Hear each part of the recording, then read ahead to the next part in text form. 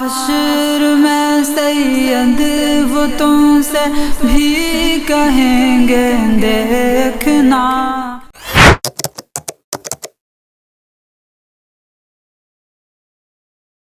جناب محترم، آپ نے ایک آڈیو کسی سکندر وارسی صاحب کا ہمیں سنایا جس میں جناب امیر دعوت اسلامی الیاس ستار قادری صاحب کا دفاع کرتے ہوئے نظر آئے۔ تو امیر دعوت اسلامی میت، ذی روح اور غیر ذی روح، جاندار اور غیر جاندار کا فرق نہیں سمجھ پائے اور فتح رضویہ کی عبارت سمجھنے بیٹھ گئے، اور سکندر وارسی صاحب بھی اسی جہالت میں رہے، اسی لیے اتنی بڑی علمی خیانت کر دی۔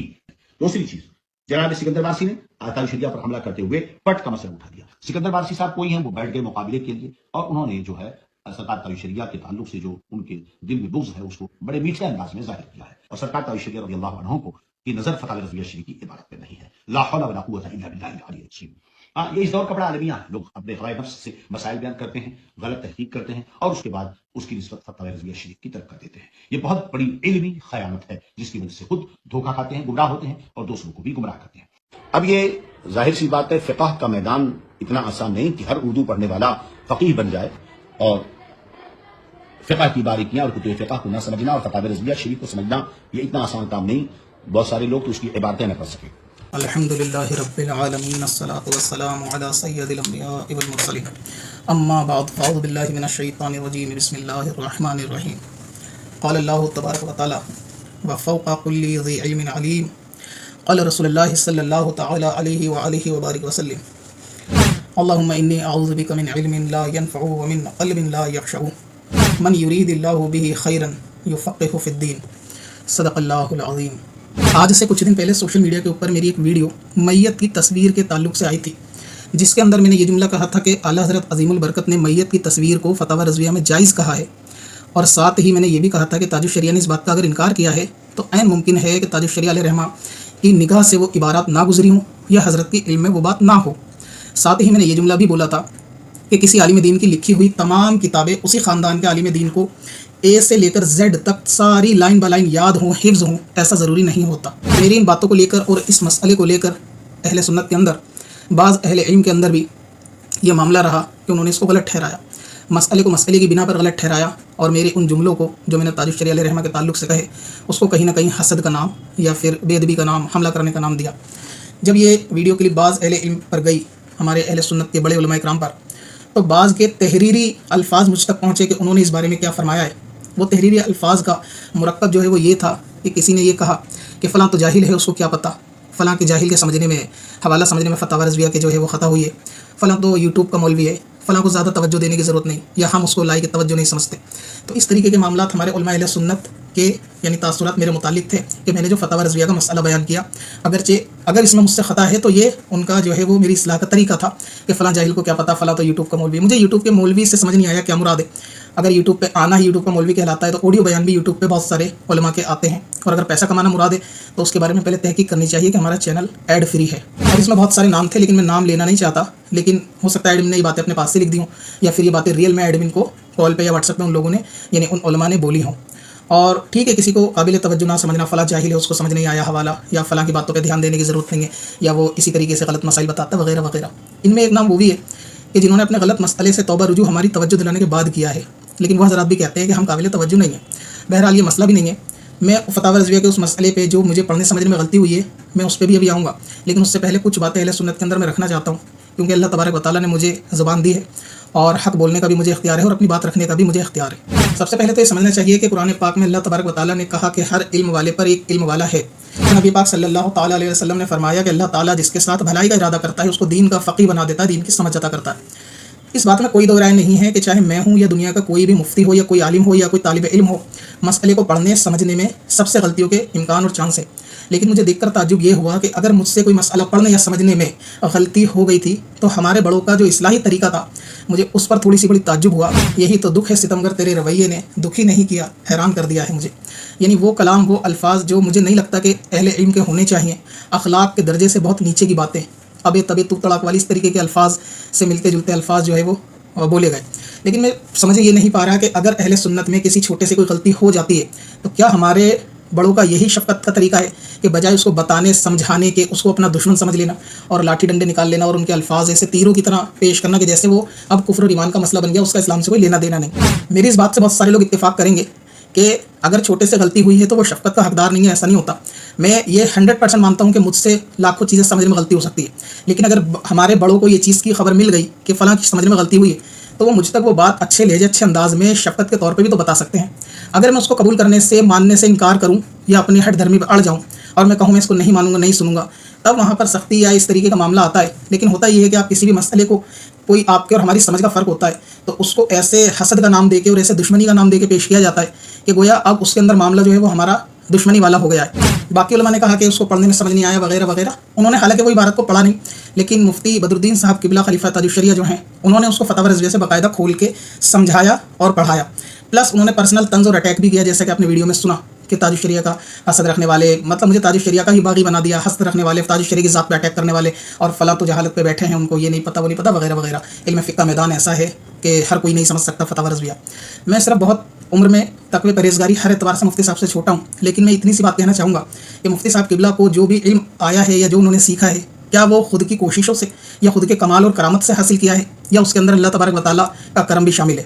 اگر آپ کا یہ عقیدہ ہے کہ اللہ تعالیٰ کے فضل و کرم سے ہی آپ نے علم سیکھا ہے، تو پھر اللہ تبارک و تعالیٰ کا کرم آپ کے ساتھ ہی خاص ہے کہ اللہ تعالیٰ کا کرم کسی اور کو نہیں سکھا سکتا۔ اگر آپ یہ سمجھتے ہیں کہ علم فقہ کا میدان وہ نہیں ہے کہ ہر کوئی آدمی فقی بن جائے، بے شک یہ بات حق ہے کہ ہر کوئی آدمی فقی نہیں بن سکتا، لیکن کیا اللہ قادر نہیں ہے کہ وہ کسی اور کو بھی فقی بنا دے؟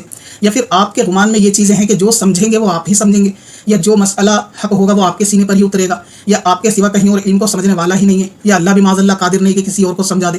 تو آپ کی رائے صحیح، آپ کا معاملہ صحیح، کرم اللہ کا سارا آپ کے ساتھ، فضل اللہ کا سارا آپ کے ساتھ، جو کچھ خدا تعالیٰ سکھائے گا وہ آپ کو، جو کچھ صحیح سمجھیں گے وہ آپ ہی ہوں گے، ایسا تو بالکل نہیں ہے نا۔ تو ان باتوں سے، ان الفاظوں سے کہیں نہ کہیں ایسا امیجنیشن ہوتا ہے کہ جیسے کہیں نہ کہیں علم کے اندر جو ہے وہ تکبر جیسا معاملہ ہے کہ ہم جو سمجھے ہیں وہ فلاں کوئی نہیں سمجھ سکتا۔ میں یہ تسلیم کرتا ہوں کہ میرے پڑھنے میں 1000 غلطی ہو سکتی ہے، لیکن میں یہ گزارش کرتا ہوں کہ ہم آپ کے چھوٹے ہیں، آپ ہمیں شفقت سے سمجھا سکتے ہیں، آپ کو ہمیں مقابلے میں آنے کی ضرورت نہیں، آپ آسمان ہیں ہم ذرے ہیں، ہم آپ کے مقابلے میں بھی نہیں ہیں، بھلا آپ سے ہمارا کیا مقابلہ ہوگا؟ آپ جیسے علماء سے ہی سیکھا ہے، تو اگر آپ کسی غلطی سے آگاہی ہونے کے بعد اگر آپ ہم سے محبت کے ساتھ بتا دیں، ہم تک بات پہنچا دیں، ہم اس کو تسلیم نہ کریں سر جھکا کے، تو ہماری غلطی ہے۔ لیکن آپ ہمیں کیوں تاج الشریعہ کا حاسد، باغی اور اس طریقے کے القاب سے لوگوں کے اندر معاملہ کرنے کی کوشش کرتے ہیں؟ اب یہ دیکھیں کہ پبلک بھی ان چیزوں سے مفتی صاحب کو ہی کہہ رہی ہے کہ یعنی میرے جملے میں تاج الشریعہ کی توہین نہیں تھی، لیکن مفتی صاحب کی بلا کو اس میں توہین لگی، اور یہاں تک کہ پبلک نے خود مجھے ویڈیو بھیج کر بولا کہ مفتی صاحب کیسی باتیں کر رہے ہیں۔ تو اہل علم کا اخلاقی معیار جو ہے وہ کبھی نیچے آتا ہے تو پبلک اس کو نوٹ کرتی ہے، آڈینس جو ہے وہ روٹی ہی کھاتی ہے اور منہ سے کھاتی ہے، پبلک سمجھتی ہے کہ کون شخص اپنی بات کو رکھ رہا ہے اور کون شخص اپنی بات کو منوا رہا ہے۔ میں اس بات کو نہیں کہہ رہا کہ آپ کو مجھ سے کوئی اختلاف نہیں ہو سکتا یا علمی لیول میں ایک دوسرے کو کسی سے اختلاف نہیں ہو سکتا، میرا ہمیشہ سے فوکس یہ رہا ہے کہ آپ کو کسی سے لاکھ اختلاف صحیح، لیکن آپ کا اپنا نظریہ پیش کرنے کا ایک جو اخلاقی تقاضا ہے آپ اس کو پورا کریں، آپ اپنی بات رکھیں تو آپ ایک اچھے لہجے میں مثبت انداز میں رکھیں، پبلک فیصلہ کر لے گی۔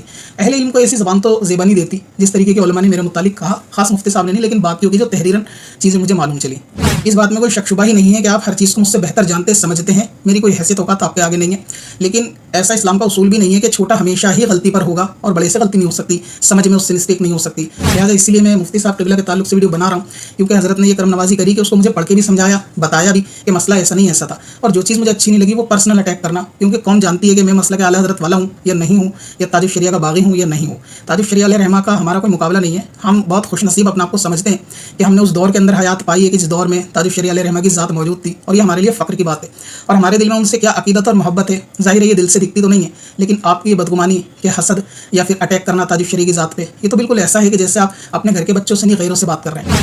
اور بعض لوگوں نے واقعی ایسا ماحول بنا رکھا ہے کہ تاج الشریعہ علیہ رحمہ کی ذات کو کاپی رائٹ کرا کے ٹریڈ مارک کرا لیا کہ آپ ان کے تعلق سے کوئی بات کریں گے، اگر آپ ان کے مرید یا چاہنے والے نہیں ہیں تو آپ سیدھے غدار ہیں، آپ سیدھے ان کے باغی ہیں، اور ان کے چاہنے والے ان کے مرید جو بولیں گے بس وہی حق ہے، وہی اصلی محبت اور وہی اصلی محبت کے تقاضے ہیں، باقی تو سب کی باتوں سے کہیں نہ کہیں توہین کی یا پھر گستاخی کی ان کو بو آتی ہے۔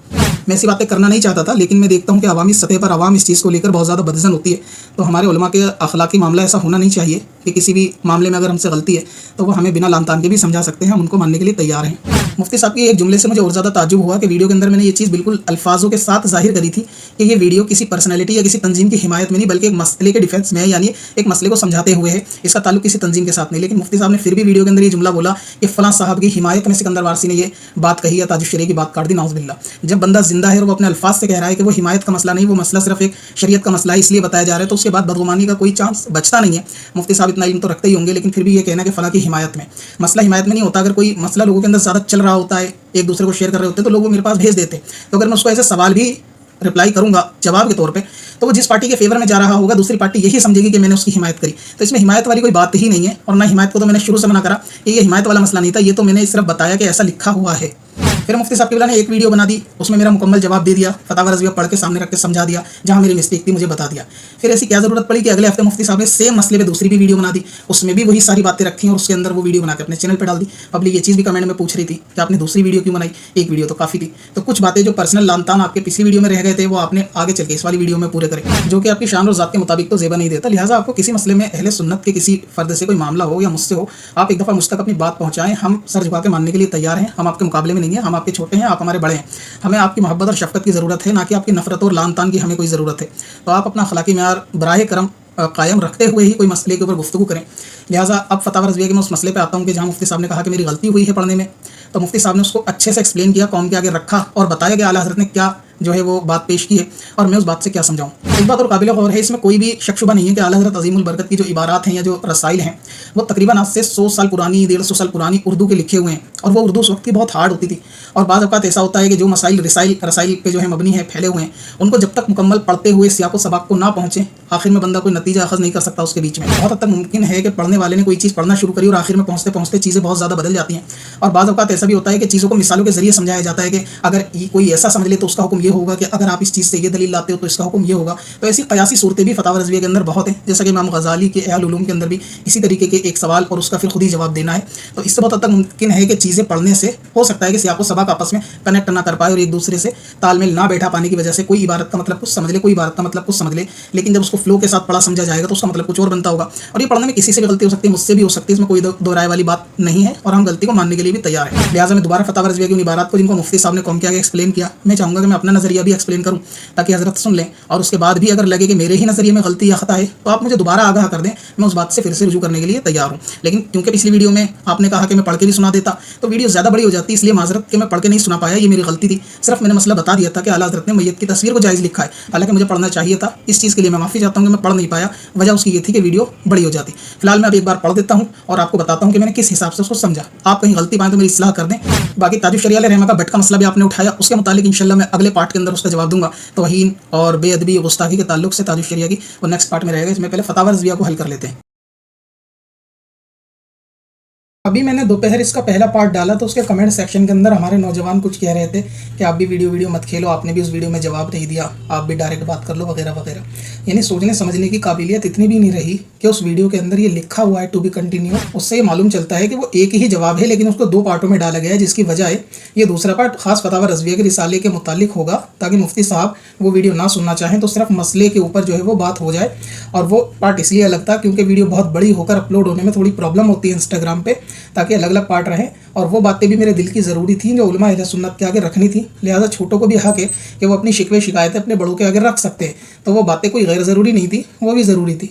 अगर आपको नहीं सुनना तो आप ये वाला पार्ट देखिए, इसके अंदर ख़ास तस्वीर से मुतालिक बात होगी, और मुफ्ती साहब किबला तक भी यही वाला पार्ट पहुँचाएँ ताकि उनका वक्त ज़ाया ना हो और इस रिसाले के ऊपर गुफ्तगू हो जाए।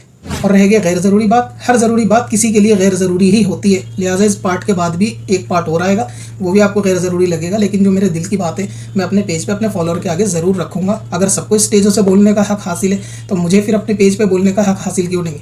मगर यह है कि मैं किसी की तौहीन नहीं कर रहा, किसी की ज़बान दराजी बदकलामी नहीं कर रहा, मैं अच्छे अंदाज में अपनी बात रख रहा हूँ। आवाम रोटी खाती है, वो बातें सबकी समझती है, सुनने का हक उनको भी है, कहने का हक मुझे भी है। खलीफा ताजुल शरिया मुफ्ती बदरुद्दीन साहब किबला ने मसले को समझाने से पहले वर्बली लोगों को समझाने की कोशिश करी कि किस तरह आला हज़रत ने मैयत की तस्वीर को नाजायज़ लिखा है और जो बेरूह होना लिखा है उससे मुराद पेड़ है।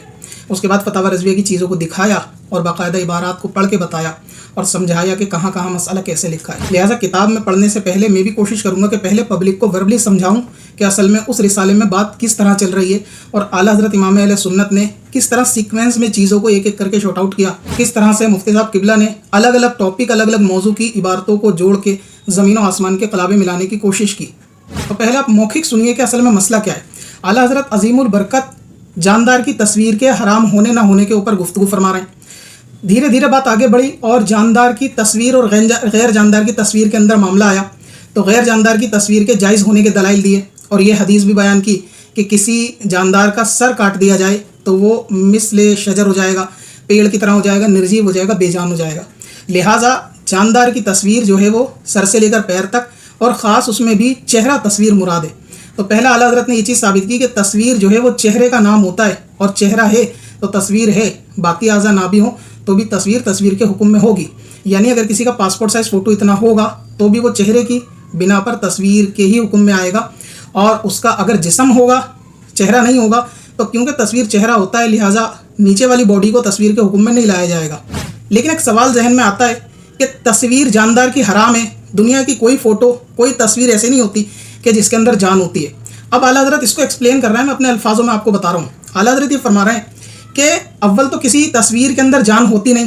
آپ دیکھیں دنیا کی کوئی بھی تصویر کہ اگر آپ اس کی جان سے مراد یہ سمجھتے ہیں کہ اس کے اندر دل، دھڑکن، روح ہونی چاہیے، تو اعلیٰ حضرت فرما رہے ہیں کہ پھر تو ایسی کوئی بھی تصویر جاندار نہیں ہوگی. یعنی اسلام میں سب کی اجازت ہو جائے گی. جان سے مراد کیسے ڈیفائن ہوگا کہ وہ تصویر میں جان ہے؟ مثال کے طور پہ یہ ایک تصویر ہے. اعلیٰ حضرت نے کہا کہ اگر فل باڈی کا عکس بھی لے لیا جائے تو یہ سامنے ہی کا ہے، اس کی بیک سائڈ غائب ہے، اس کی سائڈیں غائب ہے، لہٰذا کسی بھی جاندار کا اگلا حصہ تو نہیں ہوتا، لہٰذا پچھلا حصہ ہوتا ہے. ٹھیک ویسے ہی اگر کسی ڈمی کو لے لیا جائے، اسٹیچو کو لے لیا جائے، بت کو لے لیا جائے، تو بت کے اندر بھی نہ دل ہوتا نہ گردے پھیپڑے، یعنی زندگی دینے والے اعضاء جو انٹرنل پارٹس آف باڈی ہوتے ہیں وہ نہیں ہوتے. تو ہم کسی بھی چیز کو پھر جاندار کیوں کہہ رہے ہیں جبکہ جان تو اس میں ہے ہی نہیں. آگے چل کے اعلیٰ حضرت فرماتے ہیں کہ کیونکہ اس کے اندر نہ دل ہے، نہ جگر، گردہ، نہ پھیپڑے، نہ اس کے اندر خون، کچھ بھی نہیں، یہ جاندار کیسے؟ کیونکہ ہمیں اس میں کچھ بھی نہیں دکھ رہا. تو اگر جاندار کا معیار یہ ہوگا کہ چیزوں میں جان ہونی چاہیے پھر تو کوئی بھی تصویر دنیا کی جاندار ہو ہی نہیں سکتی. یعنی یہ ایک لاجک سمجھانے کی بات کی.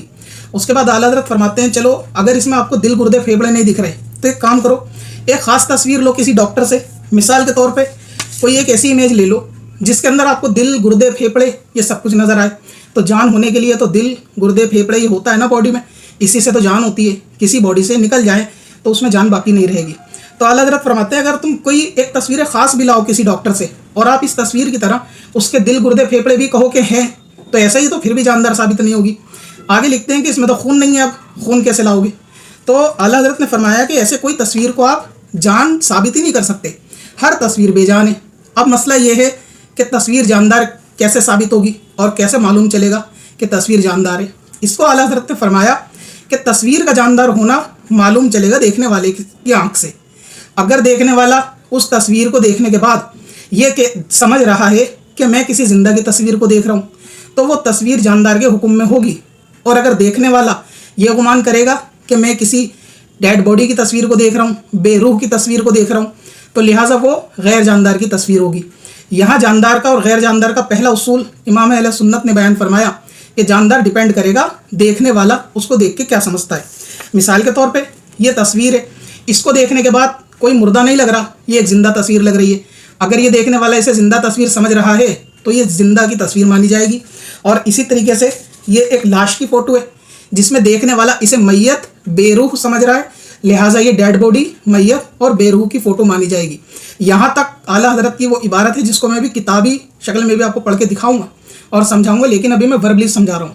تو تصویر سے جاندار ہونا اعلیٰ حضرت کے اصول کے حساب سے اس طرح پتہ چلے گا کہ دیکھنے والا کیا سوچ رہا ہے. اس طرح نہیں پتہ چلے گا کہ جان ہونا ضروری ہے، کیونکہ امام نے خود اعتراض کر کے اس کا جواب دیا کہ کسی فوٹو میں دل دھڑکتا ہی نہیں، اصل میں کسی تصویر میں جان ہوتی نہیں ہے. تو ہم یہ کبھی طے نہیں کر سکتے کہ جاندار کیا ہے، بے جان کیا ہے. ہمیں طے کرنے کے لیے اصول وہ ہے کہ دیکھنے سے جاندار لگے. اب یہاں تک مسئلہ سولو ہوا کہ ہاں جاندار اور غیر جاندار کا اصول دیکھنے والے کی نظر پر ہے. اب اعلیٰ حضرت آگے چل کے آگے کلام فرما رہے ہیں کہ کسی جاندار کو جائز ہونے کی اب کیا صورت بنے گی. تو ایک صورت جائز ہونے کی یہ بنے گی کہ کسی بھی جاندار کا سر کاٹ دیا جائے، سر کاٹ کے اس کا الگ کر دیا جائے تاکہ وہ مثل شجر ہو جائے. مثال کے طور پہ یہ ایک تصویر ہے، اگر میں اس کا یہ سر کاٹ کے الگ کر دوں تو اب یہ آپ کے پاس دو حصے ہیں. ابھی اس کے اوپر کلام چلا اعلیٰ حضرت کا کہ یہ تصویر کو اعلیٰ حضرت نے غیر جاندار اور مثل شجر بتایا اس والی کو، اور اس کے اوپر مطلقاً جائز ہونے کا حکم دیا. اور اس کا جائز ہونا وہی تھا کہ چیزوں کا حیات ہونا، تصویر کا حیات ہونا چہرے کے ساتھ ہوتا ہے. جب اس کا چہرہ نہیں ہے تو یہ غیر جاندار ہو گئی، اس میں جاندار نہیں، یہ جاندار نہیں، کیونکہ ایسی چیز تو دنیا میں آدمی نہیں ہوتا نا ایسا کوئی جان والا کہ بغیر سر کا ہو، لہٰذا یہ غیر جاندار تصویر ہو گیا. پہلا اصول یہ ہوا کہ آپ اس کے چہرے کو کاٹ دو، کاٹ کے الگ کر دو، سر کاٹنے کے بعد وہ غیر جاندار ہو جائے گا. اس کے تعلق سے امام اہل سنت نے ایک حدیث بیان کری جس کو مفتی صاحب نے بھی پڑھا کہ حضرت جبرائیل علیہ السلام نے سر کاٹنے کا حکم دیا. وہاں اعلیٰ حضرت نے ایک بات اور لکھی کہ اگر کوئی شخص اس کا سر نہیں کاٹ سکتا اس تصویر کا تو اس کی کوئی دوسری صورت ہے بے جان بنانے کی؟ تو اس کا جواب اعلیٰ حضرت نے دیا کہ اگر سر نہیں کاٹ سکتے تو کم سے کم اتنا کریں کہ اس کا جو مفہوم نظر آئے وہ بے روحی کا نظر آئے، کہ اس کے اندر بے جانی یعنی اس کا مردہ نظر ہونا آئے۔ کیسے ہو سکتا ہے؟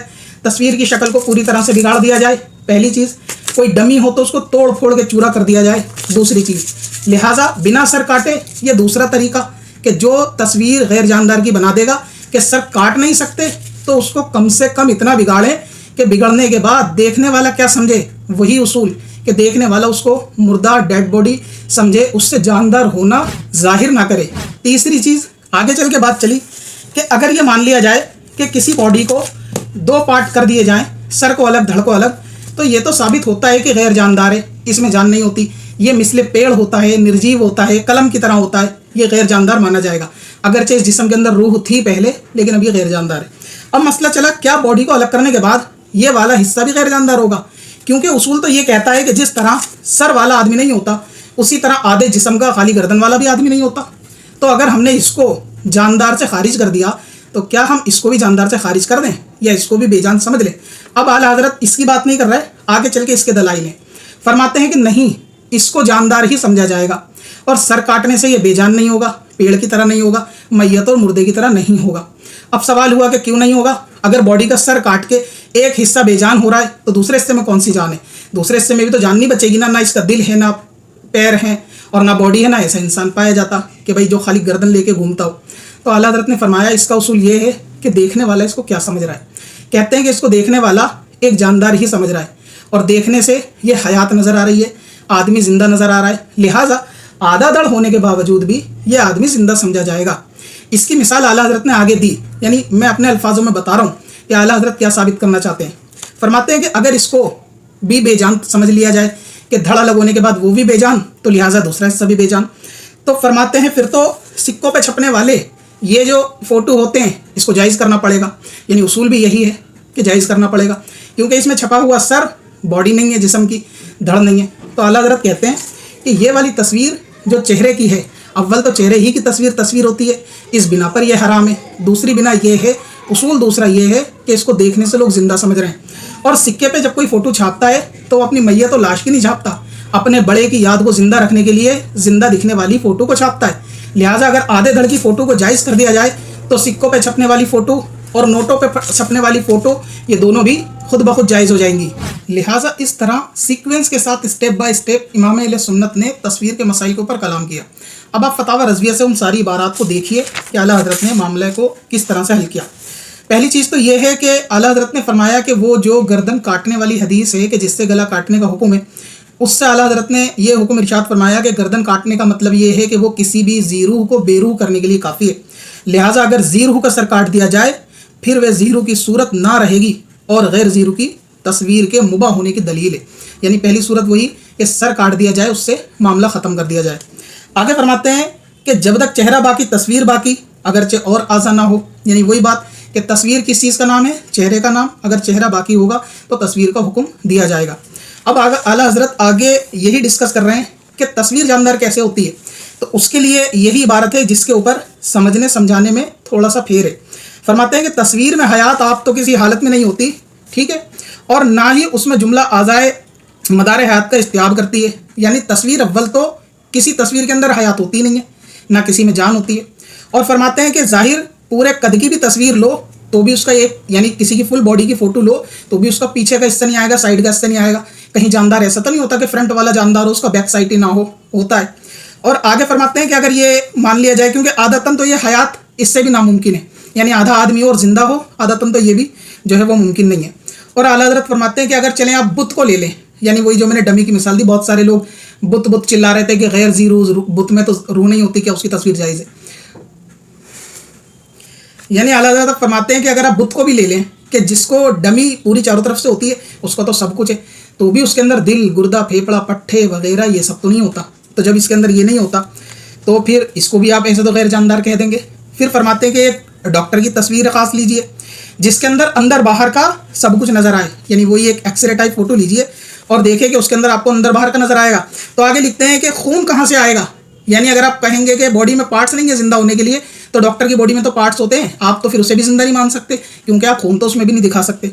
تو پھر جب اس تصویر سے بھی جاندار ہونا ثابت نہیں ہوگا, ڈمی سے بھی جاندار ثابت ہونا نہیں ہوگا, تو جاندار کس سے ثابت ہوگا؟ اب اعلیٰ حضرت نے وہ اصول لکھا ہے. فقط فرق حیات فہم و ناظر کا ہے. اگر اس کی حیات محکی انوم حیات کا پتہ دے, یعنی اس کی حکایت حیات کا پتہ دے. کس کی حکایت؟ تصویر کی حکایت. زندہ ہونے کا پتہ دے, زندہ ہونا امیجینیشن کروائے, تو فرماتے ہیں کہ ناظر اسے دیکھنے سے یہ سمجھے کہ جو تصویر زندگی دیکھ رہا ہے اور وہ زیرو ہی مانا جائے گا, یعنی دیکھ رہا ہے تو وہ زیرو مانا جائے گا. یعنی تصویر دیکھنے والا یہ سمجھے, امیجینیشن کرے کہ یہ تو کسی زندہ کی فوٹو ہے, فوٹو میں زندہ آدمی پریزنٹ ہو اس کی امیجینیشن میں, تو وہ زیرو مانا جائے گا. اور اگر حکایت حیات نہ کرے, یعنی اس کی جو حکایت ہے وہ زندگی ثابت نہ کرے تصویر کی, اور ناظر اس کے ملاحظہ سے جانے کہ یہ حی کی صورت نہیں, یعنی دیکھنے والا اس کو دیکھ کر یہ جانے کہ یہ زندہ کی صورت نہیں, میت و بے روح کی ہے, تو تصویر غیر زیرو کی ہے. یعنی دیکھنے والا اگر اسے دیکھے کہ میت یا بے روح کی فوٹو ہے یہ, تو تصویر وہ غیر جاندار کی ہے. اب یہاں پہ مسئلہ کیا ہے؟ مفتی صاحب قبلہ کا یہ اعتراض ہے کہ غیر زیرو سے مراد پیڑ کی تصویر ہے, یعنی غیر جاندار نرجیو چیزوں کی تصویر. میں یہ پوچھنا چاہتا ہوں, یہاں جو لفظ صورت ہے نا کہ حی کی صورت معلوم ہو, اس صورت سے مراد کیا سمجھا آپ نے؟ اس صورت سے مراد آپ کنڈیشن سمجھ رہے ہیں؟ اس صورت سے مراد فیس ہے, یعنی پارٹس آف باڈی ہے اس صورت سے مراد. اور اس کو بھی اعلیٰ حضرت نے آگے بیان فرما دیا کہ اس صورت سے مراد شکل ہے, پارٹ آف باڈی ہے, اس صورت سے مراد کنڈیشن نہیں ہے.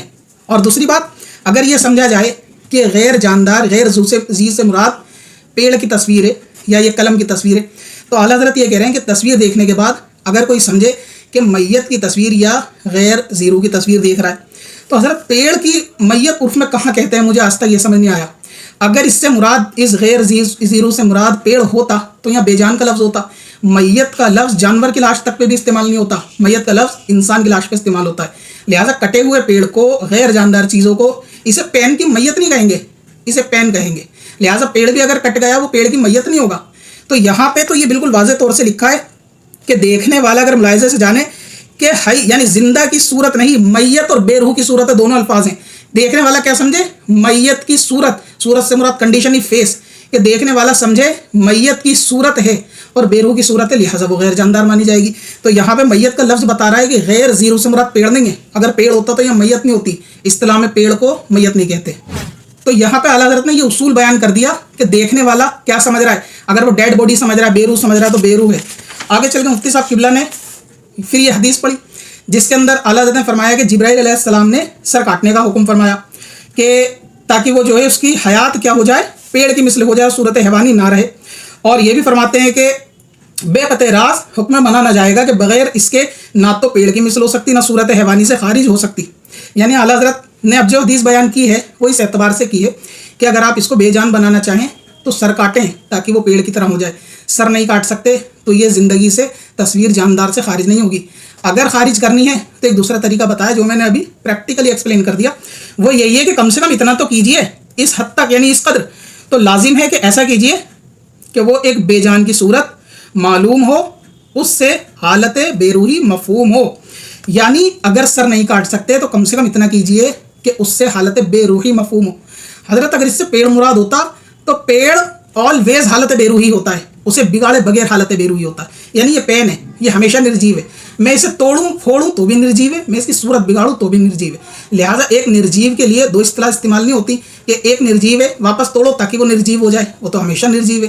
اس کی مثال آپ ایسے سمجھ سکتے ہیں, میں بولوں کہ چاول بنائیں لیکن چاول کو اتنا پکائیں اس کی حالت ایسی کر دیں کہ وہ پکے چاول ہو جائے, تو وہ پہلے ہی چاول ہے, پکے بھی چاول ہی ہوگا.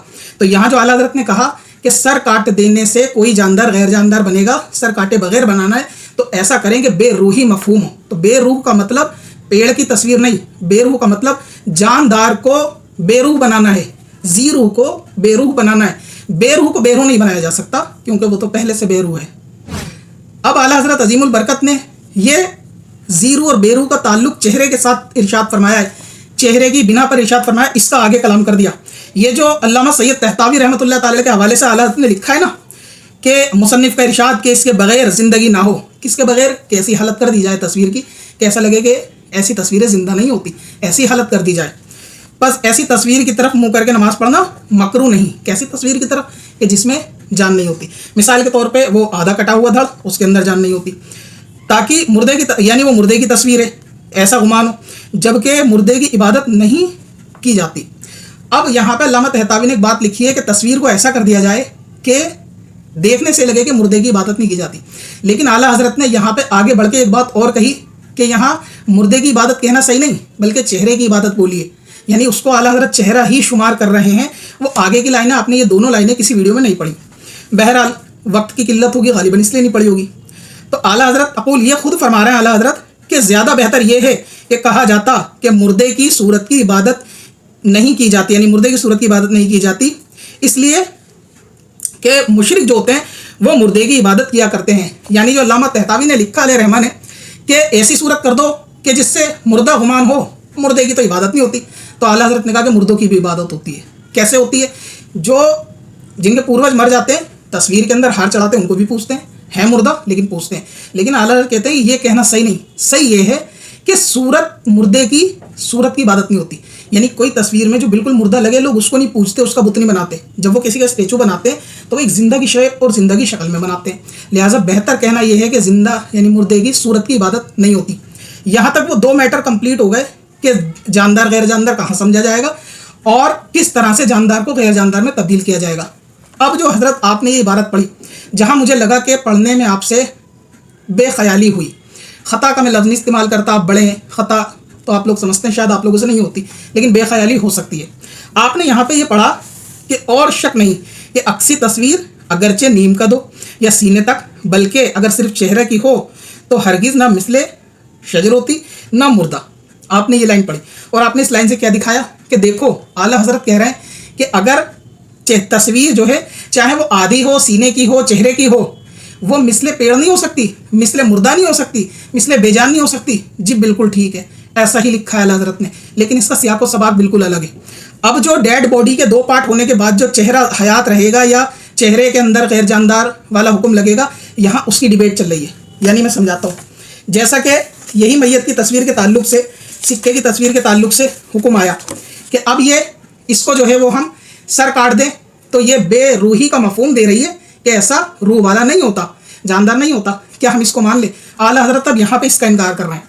1% हम आपकी बात को तस्लीम करते हैं कि आपने इस इबारत को अपने लिए दलील बनाया कि आला हजरत कहते हैं कि इसमें कोई शक नहीं, खाली चेहरे की तस्वीर ना मिसले शजर होती है ना मिसले मुर्दा होती है। ठीक है, आप इसके ऊपर देखें आला हजरत क्या कह रहे हैं कि किसी तस्वीर को मिसले शजर करना हो तो उसका सर काट दीजिए, वो मिसले शजर हो जाएगी। मोहतरम आला हजरत की दोनों इबारतों में यह तजाद पाया जा रहा है, दोनों में टकराव है। एक तरफ आला हजरत कह रहे हैं कि किसी को गैर जानदार बनाने के लिए उसका सर काट दो, वो बेजान हो जाएगी, वो पेड़ की मिसल हो जाएगी, और एक तरफ कह रहे हैं कि सर काटने से पेड़ की मिसल नहीं होती। तो आप चीज़ों को रिलेट करके, कनेक्ट करके समझें और फिर बताएं लोगों को कि इन दोनों में तो टकराव है। अगर आपकी बात इस इबारत से सही निकलती है कि बेशक चेहरे की तस्वीर जो है वो जानदार के हुक्म से खारिज नहीं होगी, चेहरे की तस्वीर लेने से जो है वो पेड़ की मिसल नहीं होगी, तो फिर आला हजरत ने ऊपर तो लिखा है ना कि चेहरा काट दो ताकि पेड़ की मिसल हो। तो ये दोनों बातों का आपस में टकराव है। अब ये टकराव क्यों है, उसी को मैंने मिसाल के जरिए एक्सप्लेन किया कि आला हजरत ने कहा कि गैर जानदार बनाने के लिए तस्वीर का चेहरा हटा दिया तो वो एक पार्ट की बात हुई। मिसाल के तौर पे ये तस्वीर को दो हिस्सों में करके अब ये भी गैर जानदार, ये भी गैर जानदार, इसके ऊपर कलाम हो गए, बात खत्म हो गई। अब कलाम हुआ था आगे चल के इस पे कि इसको भी गैर जानदार समझा जाए। तब आला हजरत ने इसको समझाने के लिए वो मिसाल दी है जिसको आपने दलील समझ लिया।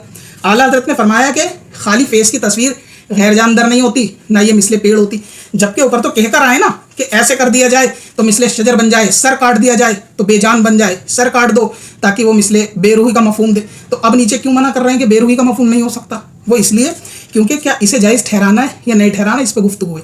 तो कहते हैं कि अगर किसी तस्वीर का चेहरा काट देने से, सिर्फ चेहरा काट देने से, ये चेहरा जानदार ही रहेगा। क्यों रहेगा? देखने वाला जो है वो इसको जिंदा समझता है। और ये भी कहते हैं कि यकीन यानी देखने वाला यकीनन जीते जागते की सूरत दिखाई देती है, यानी इसके अंदर नाजिर को, देखने वाले को जीते जागते की सूरत दिखाई देती है। जहन में उनसे हालत हयात ज़ीरूही की तरफ जाती है और कोई नहीं समझता कि ये मुर्दे की तस्वीर है।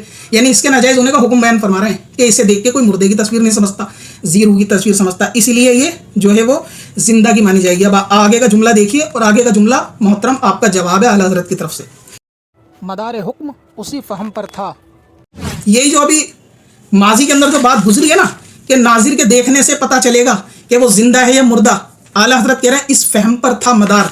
किसका मदार था? इस वाली तस्वीर का, इस वाली का, यानी सिक्के वाली तस्वीर का, कि जो फोटो के ऊपर या नोट के ऊपर कोई तस्वीर छापी जाएगी, इसे हम क्यों मुर्दा नहीं कह रहे, जबकि धड़ तो इसका भी अलग है। वो इसलिए नहीं कह रहे क्योंकि हुक्म जो मदार था हुक्म का, वो इसी फहम पर था कि उसे देखने से लोग क्या समझते हैं।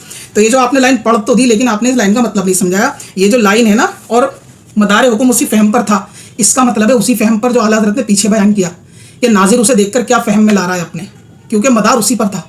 तो अब ये जिंदा है तो मदार उसी पर, मुर्दा है तो मदार उसी पर। दूसरी चीज़, आपने एक लाइन पढ़ी कि ये जो मदार फहम था, मदार हुक्म था, वो उसी फहम पर था, ना हयात मौत हकीकी पर। तो आपने इस पर जोर दिया कि देखो आला हज़रत कह रहे हैं हयात हकीकी पर नहीं, हयात यानी मौत हकीकी पर कोई लेना देना नहीं है। तो बिल्कुल सही है, हयात हकीकी मौत हकीकी से लेना देना नहीं, लेकिन इसका मतलब क्या है? इसका मतलब ये है कि ये नोट पे जो गांधी छपा हुआ है, ये हकीकत में जिंदा है या मर गया? अगर ये हकीकत में मुर्दा है तो हमें कोई लेना देना नहीं, अगर ये हकीकत में जिंदा है तो हमें कोई लेना देना नहीं। लिहाजा हकीकत में हयात हकीकी और मौत हकीकी से कोई लेना देना नहीं। इस फहम पर हुक्म लगेगा कि देखने में क्या समझी जा रही है। ये आला हज़रत ने वाज़ेह तौर से लिखा है। तो आपने जो अल्फाज पढ़े हैं, आला हज़रत का जवाब था, लेकिन आपसे बेख्याली हुई समझने में। तो ये जो आला हज़रत के जवाब है ना कि मदार हुक्म उसी फहम पर था, ये उसी फहम की बात हो रही है कि देखने पर था। और ख़ुद कह रहे हैं कि इसका ताल्लुक हकीकत में जिंदा मुर्दा होने से कोई लेना देना नहीं। कोई ये ना कहे गांधी मर गया लिहाजा बेरूह है, जी नहीं, मर गया हकीकत में, हकीकत से लेना देना नहीं। जिंदा है हकीकत में, हकीकत से लेना देना नहीं। उसके जिंदा होने, उसके मरने से कोई लेना देना नहीं। लेना देना किससे? उसी से कि देखने वाला उसको क्या समझ रहा है। अब अगर आधे सर की तस्वीर को जायज़ का हुक्म दिया जाता तो आला हज़रत फरमा रहे हैं कि अगर तुम उसको मैयत समझ रहे हो, यानी किसको मैयत समझ रहे हो? हाफ फोटो को, चेहरे को मैयत समझ रहे हो, तो आला हज़रत ने आगे खुद फरमाया कि देखते नहीं हो कि सलातीन नसारा अपनी ऐसी ही नाकिस तस्वीरें सिक्के पर मनकूश कराते हैं। अगर उससे हालत मौत मफहूम होता तो कभी ना चाहते कि सिक्के पर अपनी मुर्दा की सूरत दिखाएं। यानी आला हज़रत कह रहे हैं कि अगर तुम समझते हो धड़ को अलग करने के बाद इसे भी मैयत समझ लिया जाए, तो आला हज़रत कहते हैं कि नहीं, इसे मैयत नहीं समझा जाएगा। तुम देखते नहीं हो कि नसाराओं के जो सुल्तान होते हैं, पहले के लोग अपने सिक्कों पर क्या छपवाते हैं? तस्वीरें छपवाते हैं। क्या उसे देखने से मैयत समझ आती है? फरमाते हैं कि नहीं। खुद कहते हैं कि अगर मैयत समझ आती तो कौन चाहेगा अपने बड़े की मैयत की फोटो तस्वीर को छापे, सिक्के के ऊपर नक्श कराए? कोई नहीं चाहेगा। लिहाजा देखने से वो जिंदा ही समझ आती है, हकीकत में मर गया हो उसका मौत हकीकत से कोई लेना देना ही नहीं है। देखने में मुर्दा नजर आएगा, मुर्दा है, जिंदा नजर आएगा, जिंदा है। तो इसको आला हज़रत ने सिक्के की मिसाल देके आगे एक्सप्लेन किया है स्टेप बाय स्टेप कि उसका जो है ना, उसका हालत मौत मफहूम होती तो कभी ऐसा ना चाहते कि सिक्के पर अपनी मुर्दे की तस्वीर छापें। आगे फरमाते हैं कि अगर तस्वीर को इतने को अगर तुम्हें जायज़ करना है ना, ये वाली तस्वीर, तो इसका हुक्म ये है कि इसको तोड़ फोड़ दिया जाए, ऐसी डमी कर दी जाए कि देखने से वो डेड हो जाए। किस तरह डेड हो जाए कि तोड़ फोड़ के उसकी हालत यानी ऐसी कर दें, हालत हयात की हिकायत ना रहे, जो उसे देखे वो उसे मैयत और बेरूह जाने। ये बार बार मैयत का लफ्ज़ पेड़ के लिए नहीं होता, ये मैयत का लफ्ज़ जानदार इंसान के लिए होता है। तो लिहाजा आला हज़रत फरमाते हैं या तो उस डमी को या बुत को या तस्वीर को ऐसा तोड़ फोड़ के कर दें कि उससे बेरूही मफहूम हो जाए, या फिर जो देखने वाला जाने वो उसे मैयत जाने, बेरूह जाने। अब ये तस्वीर है, इसे देखने से क्या जान रहे हैं आप? क्या इसको देखने से आप जिंदा जान रहे हैं? क्या आपका फहम इसको देखने से जिंदा तस्वुर कर रहा है? नहीं, ये हकीकत में जिंदा है, मर गया, इस बात से कोई लेना देना नहीं। लेना देना इससे, फहम इस चीज़ पर है कि नाजिर इसे क्या समझ रहा है। नाजिर इसे बेरूह समझ रहा है, और बेरूह से मुराद जिस्म वाला बेरूह जिसकी रूह निकल गई हो, पेड़ मुराद नहीं। और बेरूह की मैयत समझ रहा है, पेड़ की मैयत कोई नहीं समझता। तो आपका ये कहना कि बेरूह से मुराद पेड़ है, ये गालिबन आपकी ज़ाती राय। बेरूह से मुराद पेड़ नहीं है, क्योंकि पेड़ होता तो लफ्ज़ मैयत के साथ नहीं होता, मैयत पेड़ की नहीं होती। और फिर सिक्के पे छपने वाली ये सारी इबारात को अगर आप इस तरह आपस में कनेक्ट करके देखेंगे तो आपको मफहूम समझ आएगा कि वो चीज़ें स्टेप बाय स्टेप हल करी गई हैं। लेकिन अगर आपके पैराग्राफ को देख लिया जाए कि कोई भी तस्वीर सर की हो तो वो बेरू नहीं हो सकती, बेजान नहीं हो सकती, तो ये बात तो फिर आला हज़रत की खुद के खिलाफ भी जा रही है, क्योंकि ऊपर तो लिखा है कि सर काटने से बेजान और मिसले शजर हो जाएगा। तो हो जाएगा या नहीं होगा, दोनों बातों में टकराव है। तो उसको आगे एक्सप्लेन किया जा रहा है कि हाफ फोटो को सिक्के पे छापने की इजाज़त होगी या नहीं, उसकी मिसालें देकर यानी समझाई जा रही हैं, यहाँ इजाज़त की बात नहीं चल रही। तो इस तरह से ये रिसाला ये सारे मफहूम बयान करते हैं कि हुक्म वही है, उसी फहम पर कि देखने वाला उससे जो है वो मुर्दा समझ रहा है, लिहाजा वो मुर्दा तस्वुर होगी। अगर देखने वाला जिंदा समझ रहा है वो ज़ीरूह की तस्वीर होगी। अगर सर नहीं काट सकते तो ऐसा भी गाड़े कि वो देखने से मुर्दा समझ आए, डमी हो तो ऐसा तोड़े फोड़े कि देखने से वो मैयत समझ आए, बेरूह समझ आए। और मैयत बेरूह मतलब फिजिकल ह्यूमन बॉडी की बात हो रही है, ना कि किसी ट्री या पेड़ या किसी निर्जीव की, क्योंकि गैर जानदार को काट के गैर जानदार फिर से नहीं बनाया जा सकता, वो तो ऑलरेडी गैर जानदार है। तो गैर जानदार के लिए देखने से कौन उसे मैयत समझता है, ये चीज़ मेरी फहम से जो है वो बाहर है। लिहाजा ये इस फतवे का पूरा खुलासा था। फिर भी आपको लगे कि मेरे समझने में गलती है तो ठीक है, बिल्कुल मुझसे गलती हो सकती है, मैं इसका इकरार भी करता हूँ। अब आप मुझे दोबारा एक दफ़ा इसको देखकर, सोचकर, पढ़कर फिर आप मुझे बता दें कि हाँ मसले में कहाँ गलती है, समझ में कहाँ भूल है। मैं फिर भी अपनी बात से दोबारा भी मुझे लगेगा कि आप ही के समझने में ज़्यादा सच्चाई और हक के करीब हैं तो मैं उस बात से तौबा रुजू कर लूँगा, वरना ज़ाहिर यही हो रहा है कि मैयत की तस्वीर को आला हज़रत ने जायज़ कहा। अब आपके दो मनती की एतराज़ थे, मैं उसका जवाब भी देता चलूँ ताकि कोई मामला शक शुबे का ना रहे। आपने वीडियो में इरशाद फरमाया कि अगर किसी को कफन पहना के, नाक में रुई लगा के जिंदा आदमी को हम फोटो खींच के दिखाएं तो सिकंदर वारसी के हिसाब से तो वो जायज़ हो जाएगा, क्योंकि फ़ोटो में तो दिख रहा है मुर्दा, लिहाजा वो तो ज़िंदा है, तो ये तो ज़िंदा की तस्वीर होगी या मुर्दा की। तो हज़रत हुक्म देखने वाले के लिए होता है, करने वाले के लिए नहीं होता। आपका एतराज़ बिल्कुल ऐसा है जैसे मैं सूअर के गोश्त को इस तरह कटिंग करके किसी को चिकन की बोटी करके पेश कर दूं, खाने वाला तो उसे चिकन समझ के खाएगा। आखिरत में किसकी पकड़ोगी, उसकी या मेरी? ज़ाहिर है कि धोखा मैंने दिया है। तो अगर आप किसी जिंदा को कफन पहना के, नाक में रुई लगा के फ़ोटो खींचें और किसी को दिखाएं कि भाई ये कौन है, उसकी गलती भी नहीं, क्योंकि आपने झूठ के साथ काम लेके उस तस्वीर को बना के दिखा दिया। तो असल मामला तो करने वाले ने गड़बड़ करी ना। मैंने सूअर के गोश्त को जब मुर्गे का गोश्त करके प्रेजेंट किया तो ये तो मेरी गलती है। लिहाजा देखने वाला जो जानेगा वो तो माफ़ होगा। जैसा कि इसकी दो मिसालें आला हज़रत ने और लिखी, सूद खाने के ताल्लुक से है कि आप सूद वाले का कोई घर पे खाना खाते हैं, जायज़ है। क्यों? वो सूद से लाया है नहीं लाया है आपको मालूम नहीं। जब आपको मालूम नहीं तो आप पे हुक्म नहीं। तो जब देखने वाला उस जिंदा को भी कफन में लिपटा देखेगा, वो मुर्दा तस्वुर कर लेगा, तो उस पर क्या हुक्म है? हुक्म तो उस धोखेबाज पे है कि जिसने जिंदा को कफन पहना के उसको मुर्दा साबित करने की कोशिश की, तस्वीर उसने जिंदगी खींची, तो हुक्म तो उसके ऊपर आएगा। ठीक वैसे ही कोई ऐसे नाजायज़ काम करने वाला है कि वो मस्जिद में चंदा देता है, तो आप भी मसले से वाकिफ़ हैं कि जब तक उसकी सही तहकीक ना हो आप ले सकते हैं, या तो उस माल के बारे में हुक्म मालूम हो कि जो माल आप रिसीव कर रहे हैं उसका लेना देना उस नाजायज़ काम से था या नहीं था। तो आपकी ये मिसाल कि जिंदा को कफन पहना तो ये तो धोखा देने वाली बात हो गई ना। ऐसा तो मैं सूअर के गोश्त को मुर्गा बना दूं, इस तरह कटिंग करके, और मुर्गे की नारी बना के खिला दूं, तो जायज़ थोड़ी ना हो जाएगा। तो अगर कोई कर रहा है ऐसा, वो हुक्म बिल्कुल अलग है, लेकिन देखने वाला फिर भी उसे मुर्दा तस्वुर करेगा तो वो तस्वीर फिर भी उसके लिए जायज़ हो जाएगी। लिहाजा ये वीडियो बहुत बड़ी हो गई। इसके अगले पार्ट में बट को लेकर और ताजुब शरिया अलैहि रहमा की गुस्ताखी को लेकर गुफ्तगू होगी। और आप यकीन जानें, इत्मीनान रखें, इंशाल्लाह मैं भागने वालों में से नहीं हूँ। जवाब देने में थोड़ी ताख़ीर और देर हो सकती है। मैंने आज तक जितने ब्लॉगर के गलत मसाइल को एक्सपोज किया, मैंने कभी किसी से फोर्सफुली मुतालबा नहीं किया कि वो मेरा जवाब आज ही दे। सबकी ज़िंदगी में आगे पीछे ऊंच नीच होती है, मैं वक्त के साथ जवाब दूंगा। आप ये समझ रहे हैं कि बंदा मुंह फेर के भाग गया, बंदा जवाब नहीं देगा। क्यों भाई जवाब नहीं दूंगा? अगर मेरी गलती हो जाएगी कोई फांसी पर थोड़ी ना चढ़ा देगा मुझे, मसला है गलत हो जाएगा, आप मेरी इस्लाह कर देना। भागने का क्या मतलब? कोई मैं चोर थोड़ी ना होंगे भाग जाऊँगा। लिहाजा आपके हर एक एतराज़ का जवाब मैं दूंगा, लेकिन यह है कि कलाम अच्छा होना चाहिए। इस वीडियो में कुछ कहने सुनने में अल्फाज में ऊंच नीच हो गई हो तो मैं उसके लिए माजरत चाहता हूँ। बोलते वक्त थोड़ा सा जब मद्दे मुकाबिल के सामने होते हैं तो एक आदत सी बन जाती है थोड़ा अल्फाजों में, लिहाजा मेरे को याद नहीं, लेकिन कोई ऐसी ऊंच नीच हो तो आप कलाम के मद्देनज़र उसको इग्नोर कर दे कि शायद बातों बातों में कहते कहते में फ़्लो के अंदर वो अल्फाज निकल गए होंगे। कोई भी तंज मकसूद नहीं था, मैंने सिर्फ अपनी बात रखी है और बोलने में आवाज़ थोड़ी लाउड हो जाती है। अगर आपको ये मसला समझ आया तो ठीक, नहीं समझ आया, आप अभी भी ये समझते हैं कि नहीं आप ही का मफहूम ज़्यादा अच्छा है कि गैर ज़ीरो से मुराद पेड़ है, तो हज़रत आप अपने मौक़िफ़ पे कायम रहें, हमें कोई गिला शिकवा नहीं। हम अपने मौक़िफ़ पे कायम रहेंगे, हमें गिला शिकवा नहीं। हम आपका अदब करते ही रहेंगे, हमेशा आप हमारे सर के ताज है, हमें कोई गिला शिकवा नहीं है। लेकिन हमारी गलती हो तो इस्लाह कर दिया करें, बता दिया करें।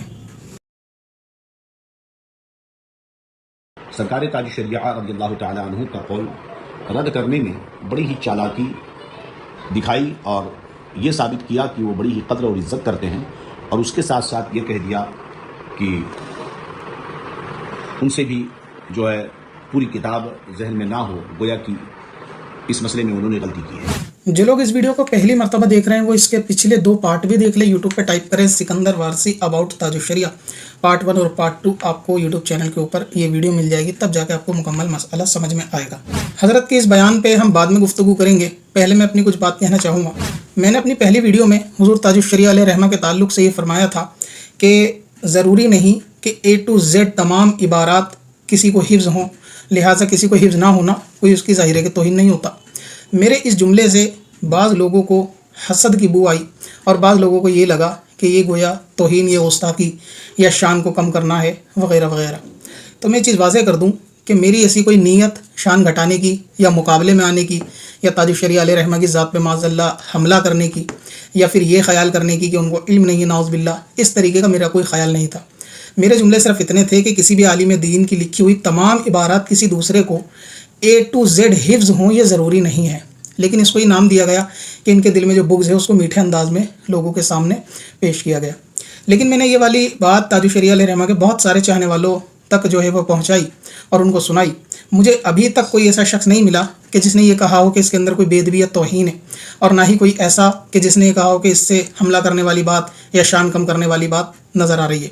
لیکن پھر بھی چند لوگوں کو، یعنی 2-4 لوگوں کو جنہوں نے اپنا پیرامیٹر بنا رکھا ہے توہین کا اور بے ادبی کا، ان ایڈمن حضرات یا عوام میں سے وہ لوگوں نے یہ طے کر لیا کہ گویا یہ گستاخی ہے اور یہ بندہ تاج الشریعہ کا جو ہے وہ بغاوت کرنے والا یا ان سے حسد رکھنے والا ہے۔ میں اس بات کو حسد اور بغاوت تسلیم کر لیتا، لیکن جن لوگوں کو یہ بات میں نے پہنچائی وہ بھی تاج الشریعہ علیہ رحمہ کے چاہنے والے تھے، اور ان میں سے بعض تو ویڈیوگرافی کے قائل بھی نہیں تھے۔ پھر بھی انہوں نے یہ کہا کہ اس بات میں کوئی توہین والا جملہ نہیں ہے، کہ بات حقیقت ہے۔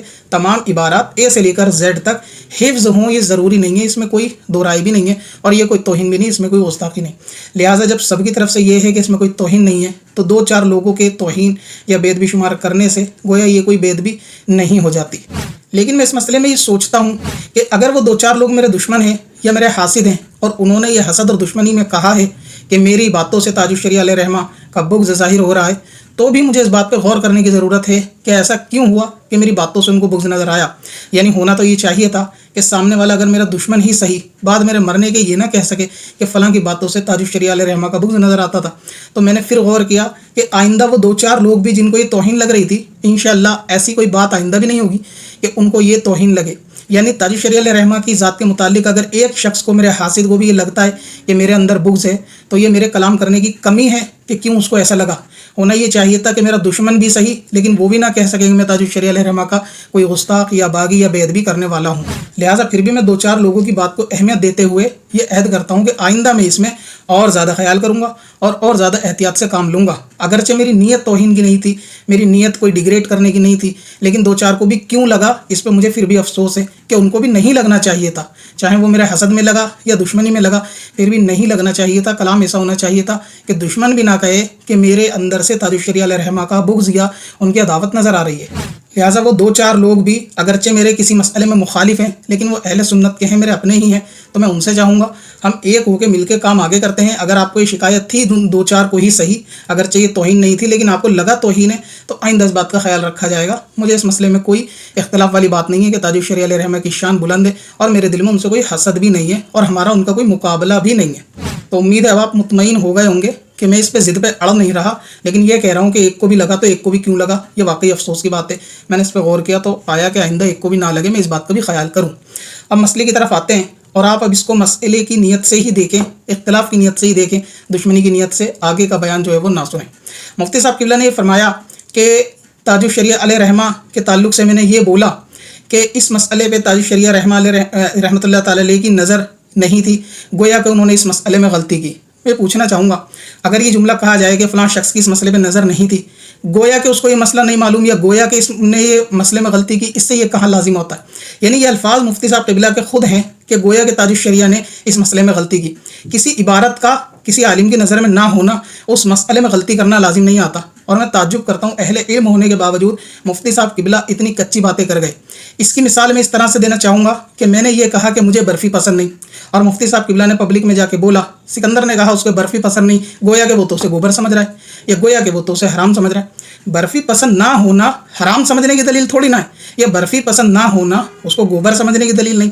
کسی شخص کا عبارت نظر میں نہ ہونا، یہ جملہ گویا کہ اس نے اس مسئلے میں غلطی کی، یہ لازم نہیں آتا۔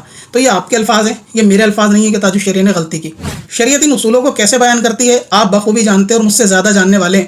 ہوتا یہ ہے کہ کوئی بھی عالم دین اپنے پورے فہم و حواس کے اندر جب کسی مسئلے پہ تحقیق کرتا ہے اور اس میں بغیر خطا کیے کوئی جواب ارشاد فرماتا ہے، اور آگے چل کے یہ چیز ظاہر ہو جاتی ہے کہ اس کا جواب جو ہے وہ حق کے زیادہ قریب نہیں تھا، اس کی تحقیق میں خطا تھی، یا تحقیق میں غلطی تھی، یا بے احتیاطی تھی تحقیق میں، اور اس کے مد مقابل کوئی اور شخص حق کے زیادہ قریب ہے، تو شریعت کے حساب سے جس کی تحقیق کے اندر مسٹیک پائی گئی اس کو بھی شریعت کے اندر کوئی گناہ نہیں ہوگا۔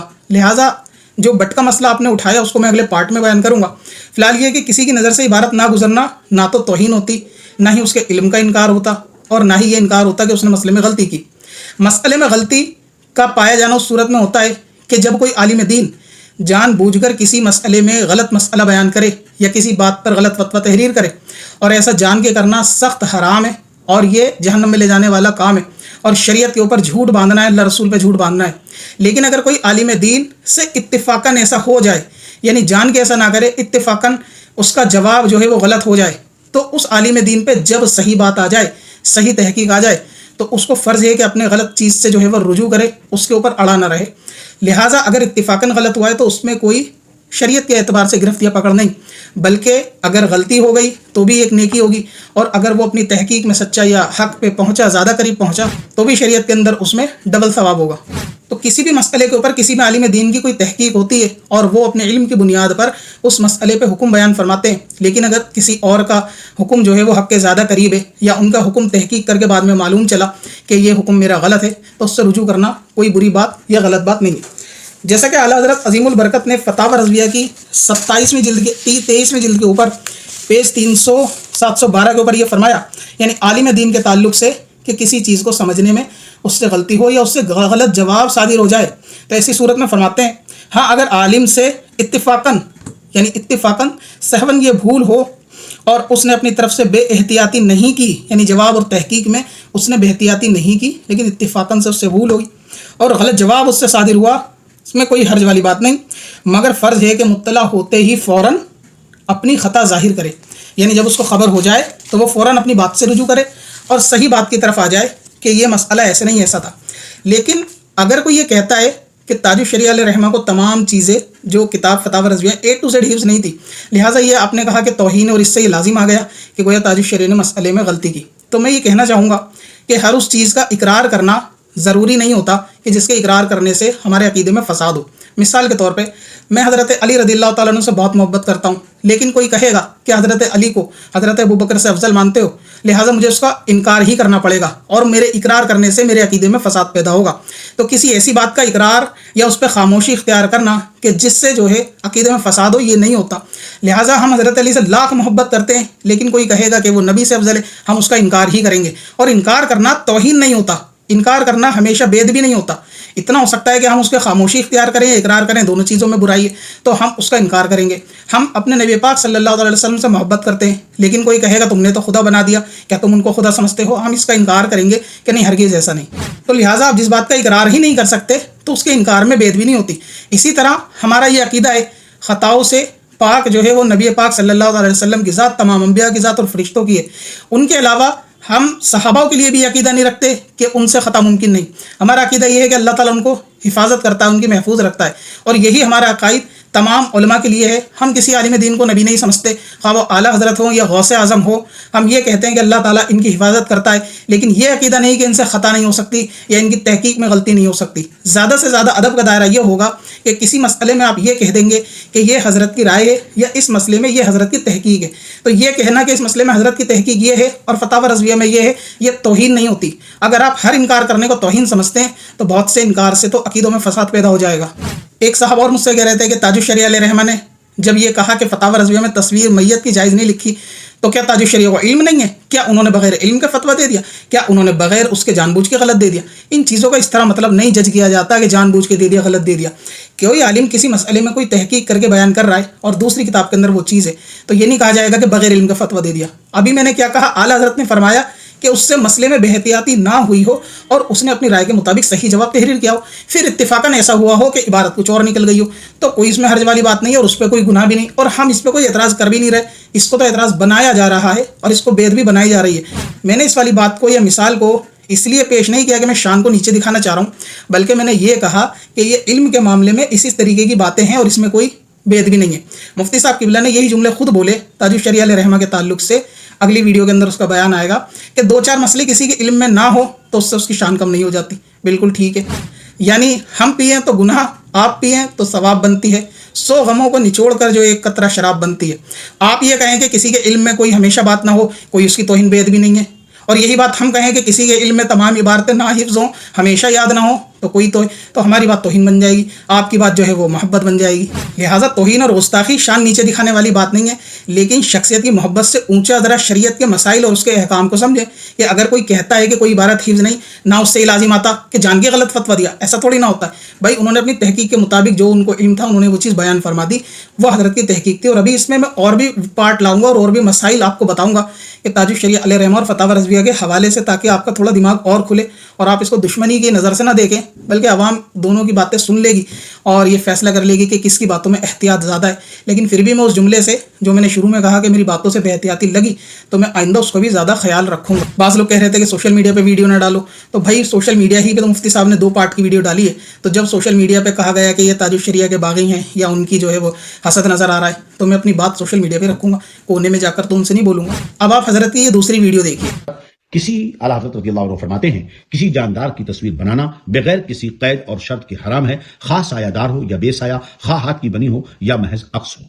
सरकार आला हज़रत यहाँ क्या फरमाया? बगैर किसी कैद और शर्त के हराम है। एक दूसरी इबारत सरकार आला हज़रत की देख लें, जिसमें आपने फरमाया कि शरअ ने तस्वीर हराम फरमाई और किसी तरीक़े साख्त के साथ हुक्म को मुक़य्यद ना फरमाया, न किसी खुसूसियत तरीक़ा को उसमें दखल है। आगे फरमाते हैं, दस्ती और अक्सी में सिर्फ तख़फ़ीफ़ अमल का फर्क है, जैसे पयादा और रेल। जहां जाना शरअन हराम, पयादा और रेल दोनों यकसा हैं। इन दोनों इबारतों से साफ साबित है कि किसी तरीके साख्त के साथ हुक्म को मुक़य्यद नहीं फरमाया, यानी कि जानदार की तस्वीर मुतलकन हराम। इस वीडियो को मुझे जवाब देने की भी ज़रूरत नहीं, आप माशाल्लाह हमारी अवाम अहले सुन्नत को देखें, कमेंट सेक्शन के अंदर मुफ्ती साहब को खुद उन्होंने इसका जवाब दे दिया। मुफ्ती साहब किबला ने फतावा रज़विया की 24वीं जिल्द से कुछ इबारत पढ़ी और उससे साबित करने की कोशिश की। आला हज़रत इमाम अहले सुन्नत ने जानदार की तस्वीर को मुतलकन हराम लिखा है, और मुतलकन हराम का मतलब ये है कि बग़ैर किसी कैद के साथ, बग़ैर किसी शर्त के साथ आला हज़रत ने जो है वो उसको हराम लिखा है। यानी अवाम कमेंट सेक्शन के अंदर ये फरमा रही है कि मुफ्ती साहब किबला, हमारा टॉपिक जानदार की तस्वीर नहीं था, हमारा टॉपिक मैयत की तस्वीर था। यानी चीज़ों का मिक्सअप करने की मुफ्ती साहब ने बेख्याली में इनसे चीज़ें मिक्स हो गई। और हज़रत फतावा रज़विया की ये इबारत पढ़ रहे हैं कि शरअ ने तस्वीर हराम फरमाई और किसी तरीके साख्त के साथ हुक्म को मुक़य्यद ना फरमाया। ठीक है, और शरअ ने जब तस्वीर हराम फरमाई, किसी साख्त के साथ हुक्म को मुक़य्यद भी ना फरमाया, ना किसी खुसूसियत तरीका उसमें दाखिल है। और मुफ्ती साहब किबला आगे एक और इबारत पढ़ रहे हैं फतावा रज़विया की कि आला हज़रत ने ये लिखा, किसी जानदार की तस्वीर बनाना बग़ैर किसी कैद और शर्त के साथ हराम है, ख्वाह सायादार हो या बेसाया, ख्वाह हाथ से बनी हो या फिर महज अक्सी हो। यानी आला हज़रत ये फरमा रहे हैं कि बिना किसी शर्त, बिना किसी कैद के साथ जानदार की तस्वीर हराम है। लिहाजा इससे साबित होता है कि मैयत की तस्वीर हराम है। मुफ्ती साहब केवल जानदार की तस्वीर को मुतलकन आला हज़रत हराम कह रहे हैं, उस बात को कोई मसला नहीं है, मसला मैयत की तस्वीर पे। आप लफ्ज़ जानदार और गैर जानदार में फ़र्क करें और उसके बाद बताएं कि ये इबारत हमारे मसले के खिलाफ कहाँ जा रही है। और ये बात आपको पब्लिक बता रही है कि हज़रत आप जो ये दलाइल दिए जा रहे हैं, आला हज़रत ने जानदार की तस्वीर हराम लिखी, आला हज़रत ने कहा बिना शर्त जानदार की तस्वीर हराम है, आला हज़रत ने कहा जानदार की तस्वीर हर सूरत में हराम है, आला हज़रत ने कहा जैसी भी तस्वीर बनाई जाए जानदार की हो हराम है। तो बात सही है, यहाँ बेजान की बात चल रही है, आप जानदार के दलील दे रहे हैं। यानी ये बिल्कुल ऐसा है जैसे मैंने पूछा मुफ्ती साहब 2 और 2 कितने हैं, मुफ्ती साहब ने जवाब दिया जुमा, और कहा देखो फतावा रज़विया के अंदर जुमरात के बाद जुम्मा आता है। तो सवाल 2 और 2 कितने हैं ये था, जुमरात के बाद क्या आता है वो नहीं था। तो आपका ये इबारत पढ़ना तो बेमौका महल था कि आला हज़रत ने बिना शर्त के साथ जानदार की तस्वीर हराम लिखी है, बिल्कुल ठीक है। और ये भी फरमाया कि दस्ती और अक्सी के अंदर कोई फ़र्क नहीं, फ़र्क किसका है, सिर्फ अमल का फ़र्क है। यानी तस्वीर को हाथ से ड्राइंग की जाए या फिर तस्वीर को कैप्चर करके उसका जो नेगेटिव वाले पहले फ़ोटो चलते थे उस तरह से बनाई जाए। अमल में फ़र्क है बनाने में, लेकिन है दोनों हराम, लेकिन वो जानदार के हुक्म में है। तो आला हज़रत की ये वाली इबारत उस मसले से बिल्कुल अलग है, वो टॉपिक ही अलग है, वो मुद्दा ही नहीं है। वहाँ मैयत का जिक्र है और यहाँ जानदार का जिक्र है। तो मैं समझता हूँ मुफ्ती साहब किबला माशाल्लाह अहले इल्म की सफ़ में हैं और काफ़ी काबिल हैं। तो आपको ये बेख्याली और बेहतियाती नहीं करनी चाहिए कि आप मौजू कुछ है और आप बयान कुछ और दलाइल दे रहे हैं किसी और टॉपिक पे। और इसी तरह आप जो गोया करके मिसालें निकाल रहे हैं ना, गोया ताजुश शरीय को इल्म नहीं, ऐसा नहीं होता। मेरे बर्फ़ी के इनकार से उसका हराम होना लाजिम है, उसका गोबर हो जाना लाजिम नहीं आता। ये तो आप बयान कर रहे हैं पब्लिक के अंदर, आप ये दर्स दे रहे हैं कि फ़लाँ शख्स ने गोया ताजुश शरीय के इल्म पे हमला कर दिया, उनके मुकाबले में आ गया। ऐसा कुछ भी नहीं है। जबकि आप शरीयत के मसाइल और उसूल को देखेंगे तो इख्तिलाफ तो सब में रहा है। कौन से साहबा में भी इख्तिलाफ रहा है, जाहिर सी बात है कि अइम्मा में इख्तिलाफ रहा है। हमारे दारुल इफ्ता से साहिबैन के हुक्म के ऊपर फतवा जारी नहीं होता। इमाम आज़म रज़ियल्लाहु ताला अन्हु के शागिर्द के बाद मसाइल के अंदर कॉल नहीं लिए जाते, तो क्या उनके अंदर इख्तिलाफ नहीं है?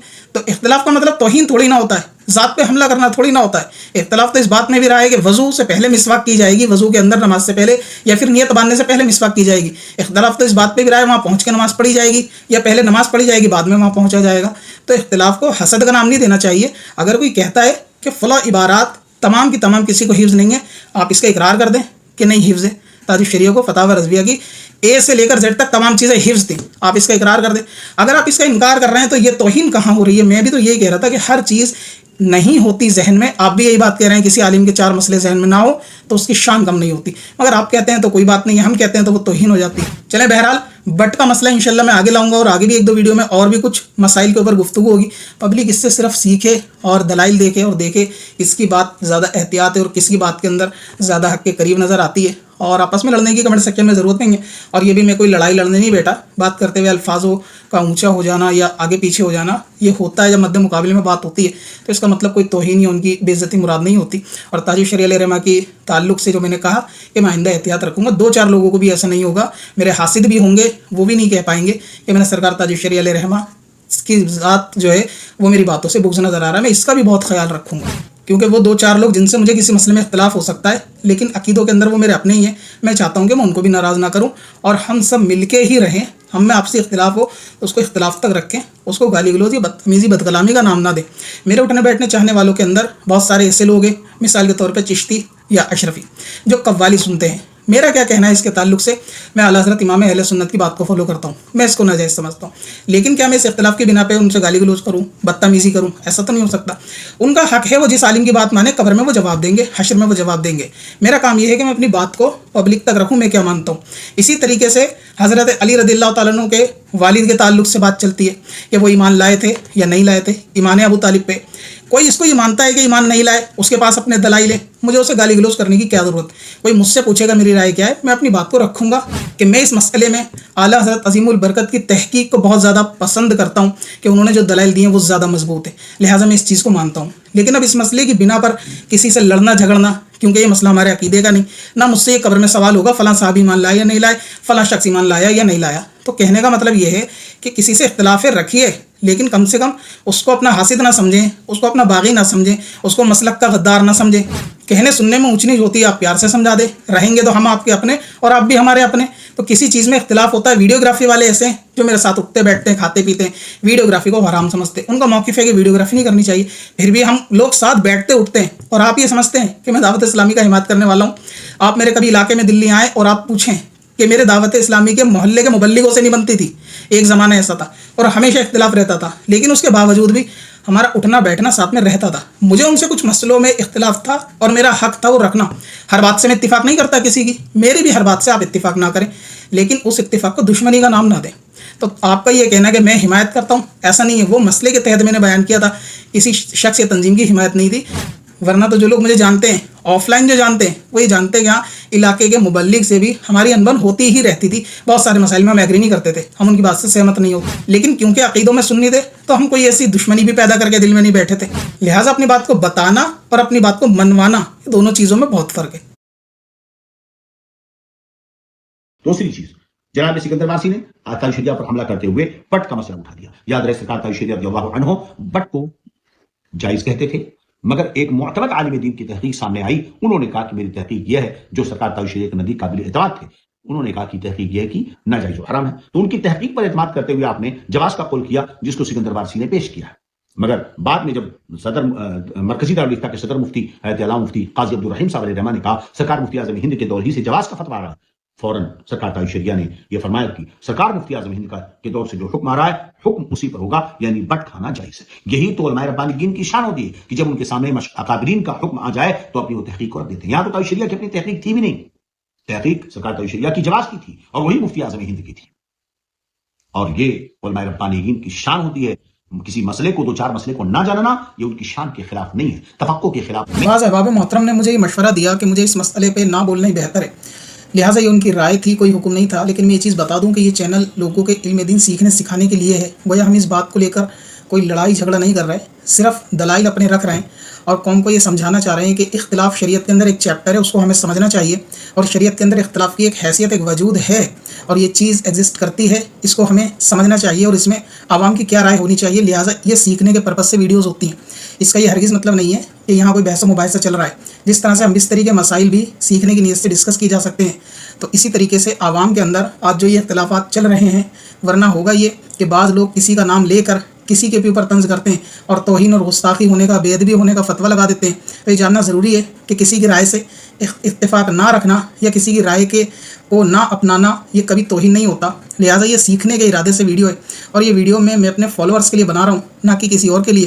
لہٰذا جو علم دین سیکھنا چاہتے ہیں اور وہ دلائل کو سیکھنا سمجھنا چاہتے ہیں، ان کے لیے یہ ویڈیو فائدہ مند ہوتی ہے. مفتی صاحب قبلہ نے آڈیو کے اندر فرمایا کہ تاج الشریعہ علیہ رحمہ کی ذات پہ حملہ کرتے ہوئے میں نے بٹ کا مسئلہ نکال دیا. اصل میں بٹ کا مسئلہ نکالنے کی وجہ یہ تھی کہ اگر آپ میرے سیاق و سباق کو دیکھیں گے تو آپ کو معلوم چلے گا کہ میں یہ بتانا چاہ رہا تھا کہ کسی مسئلے پہ کسی عالم دین کی ایک رائے ہوتی ہے، یا وہ اپنی رائے سے رجوع کر کے دوسری طرف ان کی رائے بدل جاتی ہے، تو یہ کوئی توہین والی بات نہیں ہوتی، کیونکہ کسی کے بھی ذہن میں تمام کتابوں کی عبارات اے سے لے کر زیڈ تک حفظ نہیں ہوتی. لہٰذا عین ممکن ہے کہ حضور تاج الشریعہ علیہ رحمہ کی نگاہ سے فتاوی رضویہ کی وہ عبارت نہ گزرے. یعنی سیاق و سباق دیکھنے سے معلوم چلے گا کہ رائے کا بدل جانا ڈیگریڈ کرنے یا توہین کے لیے نہیں ہے، بلکہ رائے کا بدل جانا یہ بتانے کے لیے ہے کہ ہم کسی شخصیت کو نبوت کے درجے پہ نہیں لاتے. لہٰذا ہم بشریت کے قائل ہیں، اور ہم امکان رکھتے ہیں کہ ہر عالم دین چاہے وہ اپنے فقہی میدان میں بہت بلند ہوں، پھر بھی ان کی رائے سے ہمیشہ اتفاق رکھنا، یا دوسرے علماء کہ اگر ان کا مقابلہ کسی معاملے کے اندر ہو کسی مسائل میں تو یہ ان کی توہین نہیں ہوتی، یا ان کی رائے کو اپنانا نہ اپنانا کوئی توہین نہیں. اور یہ کہنا کہ تمام عبارتیں یا ہو سکتا ہے حضرت کی نگاہ سے وہ نہ گزری ہو، یہ بھی کوئی توہین نہیں ہوتی. مفتی صاحب کی آڈیو سے 2-3 باتیں آپ پوائنٹ نوٹ آؤٹ کریں. سب سے پہلا حضرت نے کہا کہ حضور تاج الشریعہ علیہ رحمہ بٹ کے جائز ہونے کے قائل تھے، اور فرمایا کہ ایک مفتی صاحب کی تحقیق کی بنا پر جو ہے جن پہ تاج الشریعہ کو اعتماد تھا، انہوں نے یہ تحقیق کر کے بتایا کہ بٹ ناجائز ہے. لہٰذا ان کی تحقیق کی بنا پر تاج الشریعہ نے اس کے جواز کا قول کیا.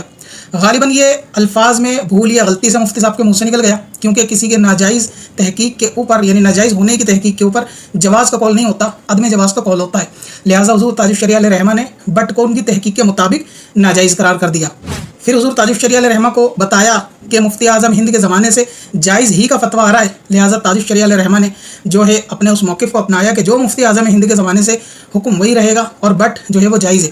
اس کے بعد مفتی صاحب قبلہ نے بتایا کہ یہ علماء ربانی کی شان ہوتی ہے کہ کسی مسئلے سے جب ان کی طرف حق آتا ہے تو اس کو قبول کرتے ہیں. کسی عالم کے ذہن میں 2-4 مسئلے نہ ہونا یہ اس کی شان کو کم نہیں کرتا. غور کرنے والی بات یہ ہے، اگر یہی جملے اگر میری طرف سے ہوتے، بلکہ میری طرف سے ایسے جملے بھی نہیں تھے، اس سے بھی زیادہ اور احتیاط والے تھے، اس کے باوجود بھی میری باتوں سے بغض آنے لگا، بغض کی بو آنے لگی. لیکن وہی چیز اگر مفتی صاحب بیان کریں کہ کسی عالم کے ذہن میں 2-4 مسئلے نہ ہوں، اس کی شان کم نہیں ہوتی. اور یہی سینیریو میں نے بیان کیا کہ تاج الشریعہ علیہ رحمہ کو اعلیٰ حضرت کی اگر اے سے لے کر زیڈ تک فتاوی رضویہ کی تمام عبارات یاد نہیں یا ذہن میں نہیں ہو تو اس سے کوئی شان کم نہیں ہوتی. لہٰذا اس کے اندر جو ہے وہ شان گھٹانے والی بات ہے. یعنی لگ بھگ ایک جیسی بات ہے، لیکن جب حضرت بیان کر رہے ہیں تو ان کے بیان کرنے کا پرپس محبت کی طرف ہے، میرے بیان کرنے کا پرپس توہین کی طرف ہے. لہٰذا مفتی صاحب قبلہ کو میں بتانا چاہوں گا کہ حضور تاج الشریعہ علیہ رحمہ کا بٹ کے تعلق سے موقف ایک بار نہیں 3 بار تبدیل ہوا. 2008 اور اس سے پہلے سرکار تاج الشریعہ علیہ رحمہ بٹ کے جائز ہونے کے قائل تھے، اور آپ اس کے جائز ہونا ہی سمجھتے تھے. 2008 کے تقریباً آس پاس حضور تاج الشریعہ علیہ رحمہ بٹ کے ناجائز ہونے کی طرف آپ نے کوچ کیا، اور پھر آپ بٹ کو ناجائز سمجھتے تھے. اور 2014 کے آس پاس واپس بٹ کے جائز ہونے کے آپ جو ہے وہ فیور میں رہے، اور پھر آپ نے واپس بٹ کے جائز ہونے کا حکم دیا، اور یہی آخری حکم تھا. 2014 کے بعد تو آپ پردہ کر گئے، تو اس اعتبار سے یہ آپ کا آخری حکم تھا. اس کے تعلق سے میں پروف پیش کروں گا، اور آپ آواز سن کے اندازہ لگا سکتے ہیں کہ کون سی وائس اور آڈیو آخری عمر کی ہے، کون سی وائس اور آڈیو پہلی عمر کی ہے. دوسری چیز، آپ نے کہا کہ حضور تاج الشریعہ علیہ رحمہ کے نزدیک ایک مفتی صاحب جو قابل اعتماد تھے، ان کی تحقیق پر مفتی تاج الشریعہ علیہ رحمہ نے ناجائز ہونے کا فتویٰ دیا بقول آپ کے، جبکہ حضور تاج الشریعہ علیہ رحمہ خود فرما رہے ہیں کہ وہ بٹ کو ناجائز فتاوی رضویہ کی بنا پر سمجھتے تھے.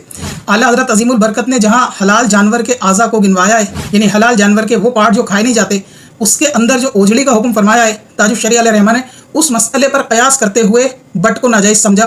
لیکن آپ کہہ رہے ہیں کہ کسی اور عالم کی بنیاد پر انہوں نے ناجائز کہا.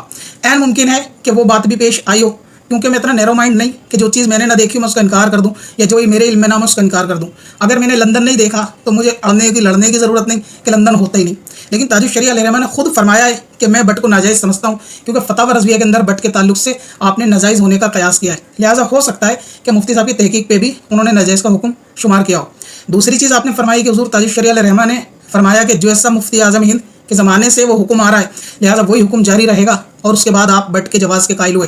जबकि सरकार ताजुल शरिया अलैहि रहमा ने ये बात भी वाज़ेह कर दी कि मुफ्ती आज़म हिंद का मुझे कोई फतवा मेरी नज़र से या कॉल नहीं गुजरा। आप कहते हैं कि ताजुल शरिया ने फरमाया कि मुफ्ती आज़म हिंद जायज़ कहते थे, लिहाजा इस यहाँ से अब ये जायज़ ही रहेगा, लेकिन ताजुल शरिया से इनकार किया। लेकिन ऐन मुमकिन है कि आपकी बात भी दुरुस्त हो, क्योंकि इसके भी पहलू निकलते हैं कि इस ऑडियो की रिकॉर्डिंग के बाद ताजुल शरिया अलैहि रहमा तक वो मसला पहुंचा, तो आपने फिर दोबारा वही बात इरशाद फरमाई जो आप कह रहे हैं। तो इसके अंदर एक पहलू ये पॉजिटिव निकलता है। अब आप ये ऑडियो सुनिए पहले ताजुल शरिया अलैहि रहमा की 2008 की, ताकि आप ये जानें कि हज़रत जो है इस मसले पे पहले क्या राय रखते थे। ये बट खाना कैसा जो होता है जानवरों में? अब ये मसला तो पहले तो मैं यही समझता था, और मुझे इस सिलसिले में हुज़ूर मुफ्ती आज़म हिंद अलैहि रहमत व रिज़वान का सिर्फ कोई ज़बानी या तहरीरी फतवा दस्तियाब नहीं हुआ, और जहाँ कुछ लोगों से मैंने सुना, और मुफ्ती शरीफ साहब अलैहि रहमत से मैंने सुना कि वो इसके जवाज़ का कौल करते थे और इसको जायज़ कहते थे, और ये भी सुना कि यहाँ से यही कौल जो है होता रहा और जवाज़ का फतवा दिया जाता रहा।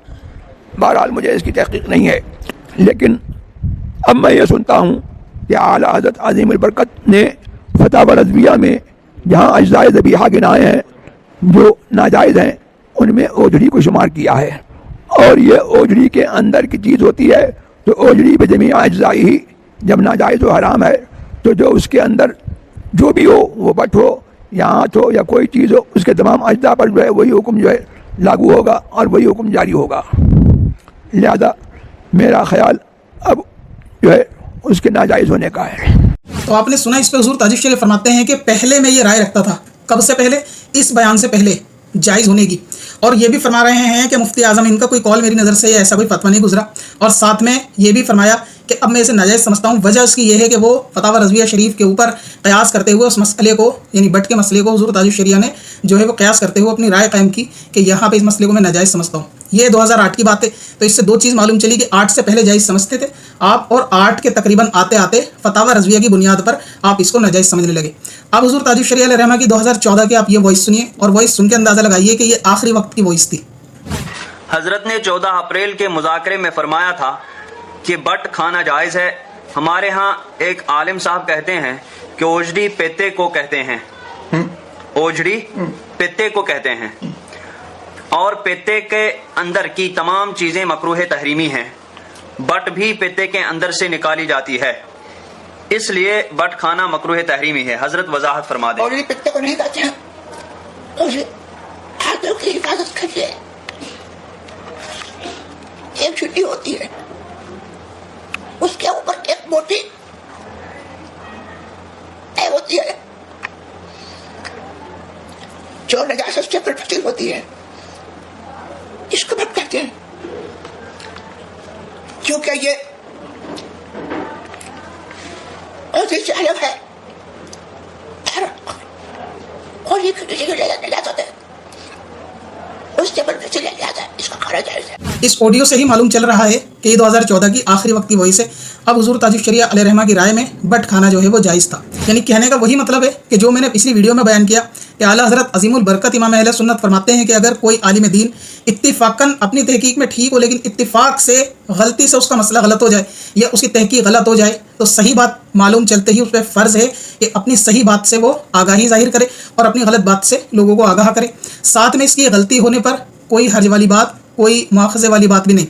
यानी मैं बयान यही करना चाहता था कि उलमा की राय का बदलना या उलमा की राय में इख्तिलाफ होना ये कोई झगड़ा, फसाद, तौहीन नहीं है। यही बात मुफ्ती साहब कह रहे हैं। किसी आलिम के जहन में 2-4 मसले ना हों तो उसकी शान कम नहीं होती।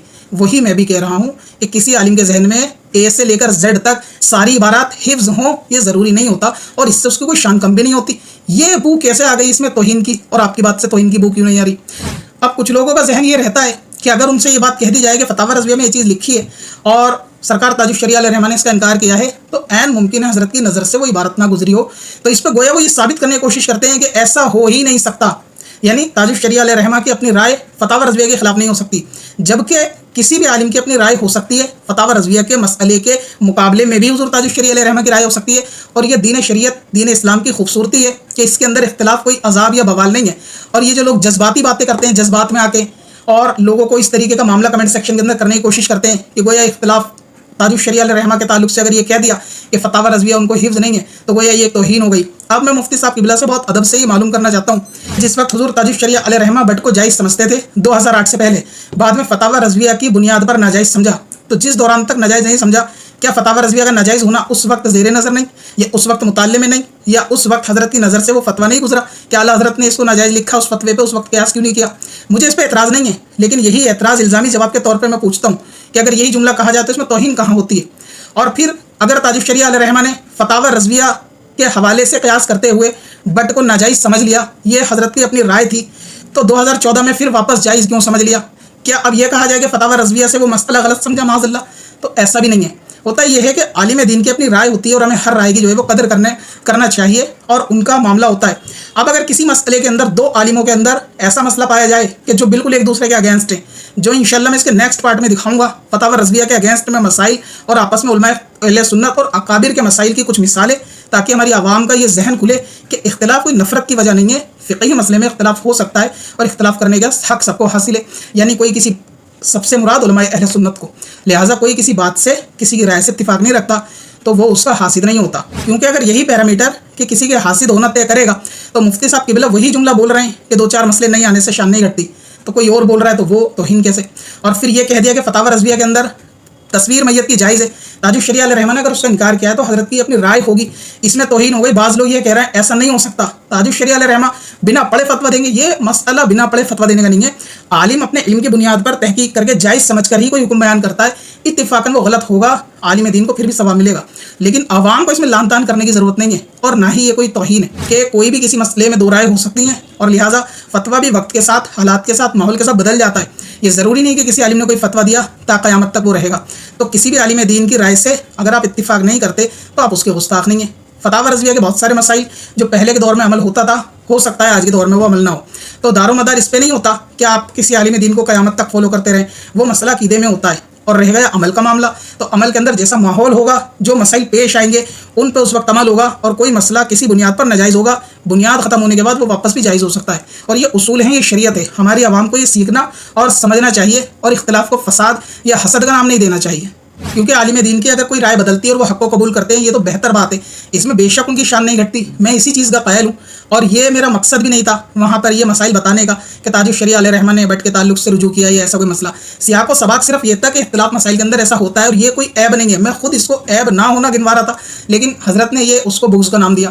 پھر ایک معاملہ اور بٹ کے تعلق سے ایک صاحب نے مجھے بتایا کہ فلاں مفتی صاحب نے بولا، ایسا تو کبھی ہوا ہی نہیں، حضور تاج الشریعہ علیہ رحمہ نے کسی مسئلے سے کبھی کوئی رجوع نہیں کیا. یعنی رجوع نہ کرنا، یہ کمال کی ڈیفینیشن سمجھنے لگے لوگ. ارے بھائی، اگر کوئی صحیح مسئلہ حضرت کے پاس آیا اور حضرت نے اس کو ایکسیپٹ کر لیا، یہ تو بہت اچھی بات ہے. اس میں شان آپ کیسے سمجھتے ہیں کہ کم ہو جائے گی اگر کوئی مسئلہ زندگی میں رجوع کرا ہے کسی نے تو اس سے شان کم ہو جائے گی؟ یا آپ لوگوں نے اپنے ذہن میں جو ہے وہ معیار بٹھا رکھا ہے، نہ جانے کیوں کہ آپ کسی کو، یعنی پیر کے درجے کو آپ کہاں لے کے جاتے ہیں، اللہ جانے کیا آپ کے ذہن میں یا آپ نے ایسا معیار بٹھا رکھا ہے. اگر میں یہ پلٹ کے بولوں کہ جو یہ کہتے ہیں کبھی ایسا نہیں ہوا، سکندر وارسی جھوٹ بول رہا ہے تاج الشریعہ علیہ رحمہ کے بٹ کے تعلق سے، تو میں کہنا چاہوں گا آپ ہمزاد تھوڑی نہ تھے تاج الشریعہ کے کہ 24 گھنٹے آپ ان کے کاندھے پہ سوار تھے، آپ کو ساری باتیں پتہ ہیں، کس تقریر کس بیان میں حضرت کیا بیان کر رہے ہیں. بھائی ہو سکتا ہے تم وہاں نہیں ہو، تمہارے علم سے کوئی چیز نہ گزری ہو، تو جو چیز ہمیں معلوم نہیں ہے اس کا مطلق انکار نہیں کرنا چاہیے. ہو سکتا ہے بھائی آپ کے علم میں نہ ہو، دوسرے بندے کے علم میں ہو. تو لہٰذا بٹ کے تعلق سے کوئی اٹیک کرنے والی بات نہیں تھی، یہ اختلاف کو سمجھانے والی بات تھی کہ ایسا ہو جاتا ہے کہ حضرت کی رائے پہلے کچھ تھی، دوسری بعد میں حضرت کی رائے کچھ ہو گئی. اب یہ مسئلہ ہے کہ اگر کسی مسئلے کے اندر دو عالم دین کی رائے بالکل اگینسٹ ہو تو آپ کیا کہیں گے؟ کہ آپ یہ کہیں گے دوسرے نے غلط بولا یا اس کا مسئلہ غلط ہے؟ نہیں. ادب کا تقاضا یہ ہے، کیا کہا جاتا ہے؟ یہ کہا جاتا ہے کہ یہ حضرت کی اپنی رائے ہے یا یہ حضرت کی تحقیق ہے، یعنی یہ ان کی تحقیق ہے. ہم کس تحقیق کو مانیں گے وہ ہم پہ ڈیپینڈ کرتا ہے. مان لیجئے کسی مسئلے کے اندر فتاوی رضویہ میں کچھ ہے اور تاج الشریعہ علیہ رحمہ کی رائے کچھ ہے، تو میں یہ نہیں کہہ سکتا کہ تاج الشریعہ کا مسئلہ غلط ہے، نعوذ باللہ، یہ ہوگی بے ادبی. تو میں یہی تو کہوں گا کہ حضرت کی یہ رائے ہے، یہ ان کی تحقیق ہے، لیکن فتاوی رضویہ میں ایسا ہے.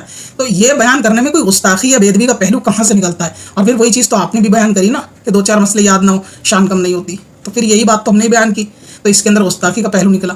انشاءاللہ اگلے پارٹ کے اندر کچھ اختلافی مسائل اور عوام کے سامنے رکھ کے یہ سمجھانے کی کوشش کروں گا کہ کسی اختلافی مسئلے سے کسی ایک کی رائے کو ایکسیپٹ کرنا دوسرے پر توہین نہیں ہوتی، اور جب ایک کی رائے کو ایکسیپٹ کریں گے تو ظاہر ہے کہ دوسرے کی اپنی رائے ہوگی، اسے ہم ایکسیپٹ کرنے کی ضرورت نہیں ہے۔ آج میں نے کرتا بدل دیا، میں نے سوچا چینج کر لوں، کبھی لوگ سوچیں گے ایک ہی کرتا ہے بندے کے پاس، بار بار اسی کے اندر جو ہے وہ ویڈیو ریکارڈ کر رہا ہے۔ ہو سکتا ہے یہ اس تعلق سے آخری پارٹ ہو، سمجھنے والے باقی کا میرے کہنے کا مفہوم پرانے تمام پارٹس کے اندر دیکھیں گے تو انشاءاللہ تعالیٰ وہ اس کو سمجھ جائیں گے۔ اختلافی مسئلے کے متعلق تھوڑی سی اس کے اندر بات ہوگی، اور میں یہ بتاؤں گا کہ اعلیٰ حضرت عظیم البرکت کی رائے کے خلاف بھی دوسرے علماء کے مفاہیم موجود ہیں فتاویٰ کے، اور یہ بھی بتاؤں گا کہ ایک ہی سوال کی دو الگ الگ رائے ہوتی ہیں۔ دوسری چیز، کسی بھی مسئلے کا تبدیل ہو جانا یہ ہمارے دین اسلام کی خوبصورتی ہے۔ نبی پاک صلی اللہ تعالیٰ علیہ وآلہ وسلم کا اختلاف کے متعلق فرمان ہے کہ یہ اختلاف امت کے لیے رحمت ہے۔ یہ رحمت کس صورت میں بنے گا، اس کی ایک آسان مثال بھی میں اس ویڈیو کے اندر پیش کرنے کی کوشش کروں گا، اور آپ کو یہ بھی بتاؤں گا کسی عالم دین کا فتویٰ ہو سکتا ہے خاص وقت اور مدت تک ہو، وقت حالات بدل جائیں گے تو مسئلے کے انکار جو ہے وہ بدلنے کا نہیں کیا جا سکتا، لہٰذا جب حالات بدلیں گے تو فتویٰ بھی تبدیل ہوگا۔ لہٰذا پرانا تحریر کا فتویٰ، اس کے اوپر اڑ جانا، ڈٹ جانا یا اسی کو حق سمجھنا، دور کے حساب سے بدلنے سے اگر فتویٰ بدلا اس کو حق نہ ماننا، یہ نہ ماننے والے کی جہالت کا ثبوت ہے، کیونکہ ہمارے عقائد وہ ہیں جو قیامت تک چلیں گے، اس میں تبدیلی نہیں ہو سکتی، لیکن فقہی مسائل وہ ہیں کہ اس میں ہمارے بعد کوئی نئی چیزیں آئیں گی تو ہمارے مسائل میں تبدیلی ہوگی، جیسا کہ آج کے مسائل میں بہت تبدیلی ہوئی ہے پچھلے والے علماء کے مقابلے، اور یہ تبدیلی ہوتی رہے گی۔ اس لیے یہ دین جو ہے وہ آخری دین، اور یہ شریعت جو ہے وہ آخری شریعت ہے، نہ اس کے بعد کوئی نبی، نہ کتاب، نہ کوئی نئی شریعت۔ اور اگر اس کے اندر اتنا تنگ نظریہ ہوتا مسائل کے اندر کہ آپ نئے مسائل کے اوپر بات نہیں کر سکتے یا پھر حالات کے حساب سے مسئلہ نہیں تبدیل کر سکتے، تو یہ دین قیامت تک غالباً نہیں جا سکتا تھا۔ لہٰذا اس کے اندر یہ جو وسعت ہے اور اختلاف کو جو رحمت بتایا گیا ہے وہ یہی ہے کہ آپ اس کے اندر اپنے وقت کے حساب سے علماء سے رابطہ کر کے اپنے لیے آسانیاں تلاش کر سکتے ہیں۔ فتوے کے تبدیل ہونے کے متعلق سب سے پہلی میں مثال دینا چاہوں گا، یہ فتاویٰ امجدیہ مفتی امجد علی اعظمی رحمۃ اللہ تعالیٰ علیہ کی، جو اعلیٰ حضرت عظیم البرکت امام اہل سنت کے خلیفہ بھی ہیں اور آپ سے فیضان بھی پایا ہے، اور آپ ہی کے کہنے پہ غالباً حکمت چھوڑ کے علم دین کے اندر آئے، یعنی پہلے حکیم تھے۔ اعلیٰ حضرت عظیم البرکت کی نظر ولایت کہ آپ نے جو ہے وہ اس طرف آنے کی توجہ دلائی، اور پھر آپ نے دین کی جو ہے وہ خوب خدمت بھی کی، اور اعلیٰ حضرت عظیم البرکت کا فیض بھی پایا۔ مفتی صاحب سے ایک سوال ہوا لہنگا پہننے کے تعلق سے مسلمان عورتوں کا کیا حکم ہے، کیا لہنگا پہننا چاہیے یا نہیں؟ مفتی صاحب قبلہ نے اس کے اندر فرمایا کہ مسلمان عورتوں کو لہنگا پہننا ناجائز ہے ہنود سے مشابہت کی بنا پر، یعنی غیر مسلم عورتوں سے مشابہت کی بنا پر لہنگا پہننا جو ہے وہ جائز نہیں ہے، جبکہ موجودہ دور کے اندر آپ دیکھیں گے کہ یہ مشابہت کی بنا پائی نہیں جاتی، لہٰذا یہ فتویٰ آج کے دور پہ تو اپلائی نہیں ہو سکتا کہ لہنگا پہننا اس بنا پر ناجائز ہو جائے۔ دوسری چیز یہ ہے کہ جب کوئی مسئلہ یا فتویٰ کسی بنیاد پر ناجائز ہوتا ہے، اگر وہ بنیاد ختم ہو جائے تو وہ واپس اپنے اصل اصول کے اوپر آ جاتا ہے، یعنی اشیاء کے اندر جو اصل ہے وہ جائز ہونا ہے، تو اس لحاظ سے وہ چیز باقی واپس جائز ہو جائے گی۔ یہ فتویٰ ہے جامعہ اشرفیہ کا، میں اس کو اسکرین شاٹ لگا دوں گا۔ انہوں نے جواب دیا کہ لہنگا پہننا جو اس وقت جائز ہے، اور یہ جو حکم تھا یہ 95 کا تھا، بریلی اور اس کے اطراف میں خواتین جو ہے وہ غیر مسلم کی لہنگا پہنتی تھی، تو جو لہنگا پہنتا تھا یا پہنتی تھی اس کو اس وقت اسی جماعت کا مانا جاتا تھا، لہٰذا اس بنا پر وہ ناجائز تھا۔ فرماتے ہیں کہ آج یہ ہندوؤں کا طریقہ لباس نہیں رہا، جو ہے وہ خاص ہندوؤں کا لباس نہیں رہا، اور لہنگا پہننے سے کوئی کسی کو ہندو سمجھے ایسا بھی نہیں ہوتا، لہٰذا آج لہنگے کا پہننا جائز ہے۔ ساتھ میں یہ بھی کہتے ہیں کہ جب لہنگا ہندوؤں کے ساتھ خاص نہیں رہ گیا تو اسے مسلمان عورتوں کے پہننا جائز ہے، لیکن آج اگر کسی جگہ یا کسی علاقے کے اندر ایسا ہو کہ خاص لہنگا پہننا کسی کی خاص علامت سمجھی جاتی ہے تو وہاں پر جو ہے وہ اب بھی منع ہوگا، یعنی بنا جو ہے وہ مشابہت کے، لیکن عمومی طور سے آج لہنگا پہننے کی اجازت ہے جبکہ پہلے اجازت نہیں تھی۔ یہ صرف ایک مثال ہے فتوے کو تبدیل ہونے کے لیے، تاکہ عوام سمجھ سکے کہ وقت حالات بدلتے ہیں تو مسئلہ بدل جائے گا، اس میں لڑنے جھگڑنے کی انتشار کرنے کی ضرورت نہیں ہے۔ دوسری مثال حضور تاج الشریعہ علیہ رحمہ کی ہے، کیونکہ مسئلہ انہی کی ذات کے متعلق ہے کہ میں نے ان کی شان میں کوئی بے ادبی یا توہین کی۔ تو دیوالی کے متعلق یوٹیوب کے اوپر ویڈیو پڑھی، آپ دیکھ لینا، میں اس میں ایڈ کروں گا تو ویڈیو بڑی ہو جائے گی۔ حضرت کی رائے یہ تھی کہ دیوالی کی مٹھائی کھانا جو ہے وہ جائز نہیں ہے بلکہ یہ حرام ہے، جبکہ اعلیٰ حضرت عظیم البرکت امام اہل سنت کا مسئلہ فتاوی رضویہ کی جلد نمبر 21 اور صفحہ نمبر 606 کے اوپر آپ دیکھیں گے۔ اور دوسری چیز بچنے کا حکم دیا ہے کہ وہ ہاتھ بہتر ہے کہ جو دینے والا ہوتا ہے، لینے والے یا مانگنے والے ہاتھ سے وہ ہاتھ اوپر والا ہاتھ بہتر ہے، تو لہٰذا ताजुश शरिया अलैहि रहमा की ये राय क्या फतावा रज़विया के मुताबिक थी? और मैं ये चीज़ भी बता दूं, फ़िलहाल लेटेस्ट जो मैंने वीडियो सुनी उसके अंदर ताजुश शरिया अलैहि रहमा ने इसको शायद जायज़ करार दिया है, यानी पहले राय दिवाली के मुतालिक भी हराम थी, बाद में वो जायज़ हो गई। तो जो लोग ये कहते हैं कि सिर्फ इतना सा कहने पर कि ताजुश शरिया अलैहि रहमा के इल्म में वो बात नहीं थी, क्या उन्होंने फतावा रज़विया नहीं पढ़ी? क्या वो पढ़ के नहीं समझे? क्या तुम्हें ज़्यादा इल्म है? तो ऐसे जज्बाती बातें नहीं करते। दीन और शरीयत के अंदर जज्बात का लेना देना नहीं है, बात उसूल के हिसाब से होती है। किसी को तमाम इबारतों का हिफ्ज़ हो, ऑन द स्पॉट हर आलिम को हर मसला जहन में हो, ऐसा नहीं होता। ये तौहीन नहीं होती, ये बेअदबी नहीं होती। लिहाजा आला हज़रत अज़ीमुल बरकत इमाम अहले सुन्नत ने इसको हलाल भी करार दिया, लेकिन बाद में ताजुश शरिया अलैहि रहमा की राय भी इसी तरफ थी कि ये मसला जो है वो हलाल का था। हुज़ूर ताजुश शरिया अलैहि रहमा का कपड़ा मोड़ने के मुतालिक एक और ऑडियो क्लिप सुनिए। अगर शर्ट की आस्तीन में बटन टूट गया हो तो क्या आस्तीन फोल्ड करके नमाज पढ़े या खुली रहने दी जाए? शर्ट की आस्तीन मोड़ कर क्या नमाज हो जाएगी? फोल्ड करने से कुछ नहीं मर्यादा होगी। वैसे तो इस ऑडियो के अंदर ये मालूम नहीं चल रहा कि आस्तीन कहाँ से कहाँ तक मोड़ने का हुक्म है, लेकिन हुज़ूर ताजुश शरिया ने मुतलकन इसको मकरूह तहरीमी कराहत वाला फरमाया है। दूसरी चीज़ ये है कि आस्तीन के ताल्लुक से भी आप तमाम लोग जानते हैं कि बाहर शरीयत के अंदर आधी आस्तीन, बल्कि आला हज़रत अज़ीमुल बरकत ने भी जो कपड़े फोल्ड करने का उसूल बयान किया है उसके मुताबिक अगर आस्तीन आधी कलाई से कम मोड़ी जाए तो वो मकरूह तहरीमी नहीं होती और उसके अंदर नमाज वाजिबुल इयादा भी नहीं होती। लेकिन क्योंकि इसके अंदर आधी या पूरी का कोई जिक्र नहीं है, लिहाजा इसके अंदर गुंजाइश हुस्न ज़न रखते हुए ये कह सकते हैं कि हुज़ूर ताजुश शरिया की राय भी जो है वो आधी आस्तीन के बाद ही होगी। लेकिन किसी भी आस्तीन का अगर बटन टूट जाए तो अगर उसको फोल्ड करने वाला सिर्फ एक या बल या दो बल उसको फोल्ड कर ले तो इससे जो है वो नमाज के अंदर मकरूह तहरीमी वाली कराहत नहीं होती, क्योंकि मकरूह तहरीमी की कराहत जो है वो नमाज के अंदर आधी कलाई से यानी आधी कलाई से ज़्यादा फोल्ड करने पे होती है। जैसा कि मुफ्ती अमजद अली आज़मी रहमतुल्लाह ताला बारे शरीयत के अंदर फरमाते हैं कि कोई आस्तीन आधी कलाई से ज़्यादा चढ़ाई हुई हो या फिर दामन वगैरह नमाज के अंदर, ये तमाम चीज़ें जो है वो मकरूह तहरीमी है। तो अब अगर आधी आस्तीन से कम फोल्ड हो तो वैसे तो हुज़ूर ताजुश शरिया अलैहि रहमा उसको मुतलकन मकरूह कहा है। अब जब फुक़हा किसी चीज़ को मकरूह कहते हैं तो अमूमन वो मकरूह तहरीमी ही मुराद होता है, लेकिन क्योंकि आधी और पूरी का यहाँ जिक्र नहीं है तो हुस्न ज़न रखते हैं कि शायद आधी के बाद का जिक्र होगा।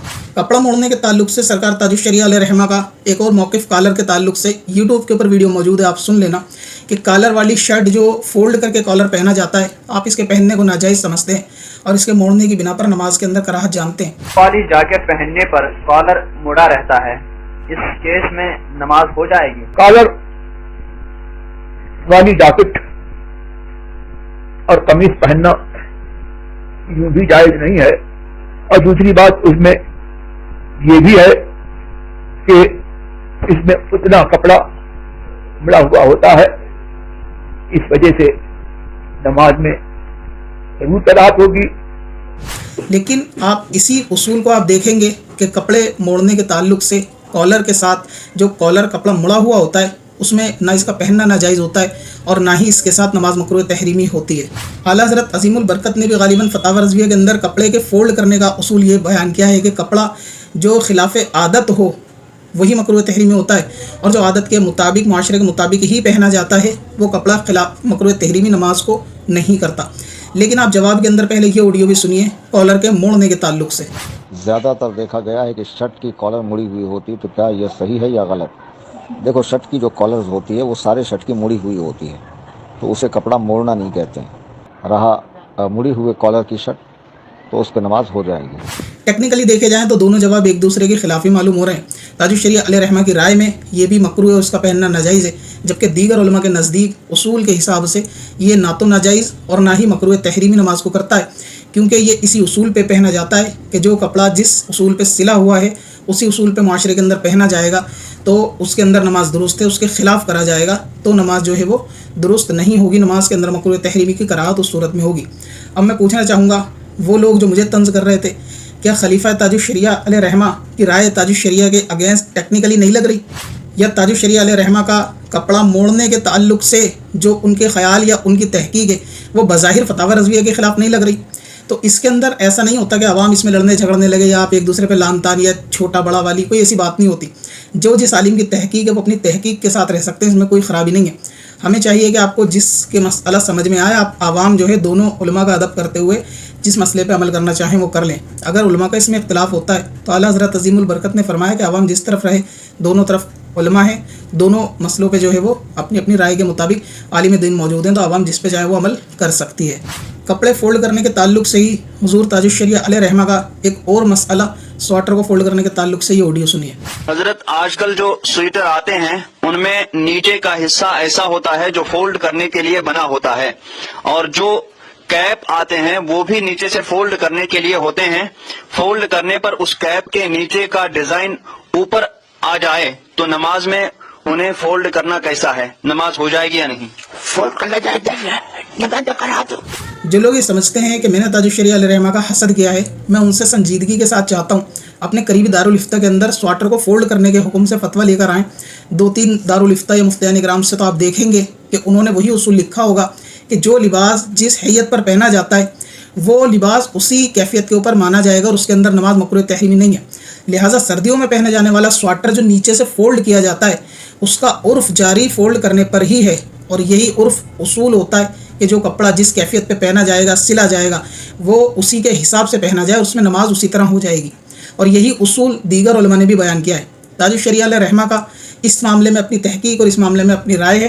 ہم ان کی رائے کا احترام کرتے ہیں، لیکن ان کی رائے کو قبول نہ کرنا ان کی توہین بے ادبی گستاخی نہیں ہوتی. یہ تمام اہل علم اس چیز سے واقف ہیں، اور ان کی تحقیق کے خلاف رائے رکھنا یا ان کی تحقیق کے خلاف عمل کرنا یا ان کی تحقیق کو نہ قبولنا کوئی گستاخی ہوگی. تو سب سے پہلے تو پھر کالر کو فولڈ کرنے کا جو جواب کلی منفی صاحب نے دیا ہے وہ تو تاج الشریعہ کے خلیفہ ہیں، ظاہر ہے کہ وہ تو محبت رکھتے ہوں گے، ہم تو چلو حاسد اور باغی ہیں، تو ان کا جواب تاج الشریعہ کے ٹیکنیکلی خلاف نظر آ رہا ہے. لیکن شریعت میں اس طرح سے اس کو خلاف یا موافق نہیں دیکھا جاتا. جس طرح سے کچھ جذباتی لوگ عوام کے اندر سے اس کو خلاف اور توہین سمجھنے لگتے ہیں، تو دین کا مسئلہ جذبات سے حل نہیں ہوتا، اصول سے حل ہوتا ہے. اگر آپ کو کسی کی رائے نہیں لگتی، نہیں جمتی، تو آپ ان کو ان کی رائے پہ چھوڑ دیں. آپ کو اس کے ساتھ بدکلامی یا گالی گلوچ کی ضرورت نہیں ہے اس بنا پر کہ تاج الشریعہ کی رائے کو ہمیشہ تسلیم کیا جائے. اس مسئلے پر میں آخری دلیل اور دینا چاہوں گا جو سمجھ والوں کے لیے سب سے زیادہ بہترین مثال ہو سکتی ہے. لیکن اختلاف مسئلہ نہیں ہے، اختلاف کو کیسے ڈیل کیا جاتا ہے یہاں پر وہ مسئلہ ہے.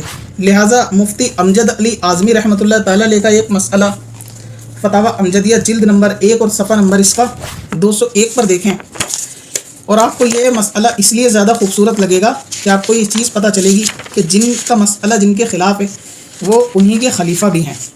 مفتی امجد علی اعظمی رحمۃ اللہ تعالی علیہ سے یہ سوال ہوا کہ نماز وطر کے اندر اگر کوئی تیسری رکعت کے اندر دعائے قنوت کی جگہ سورہ اخلاص کو 3 مرتبہ پڑھ لے قل هو اللہ شریف، تو اس کی نماز کا کیا حکم ہے، نماز وطر کا کیا حکم ہے.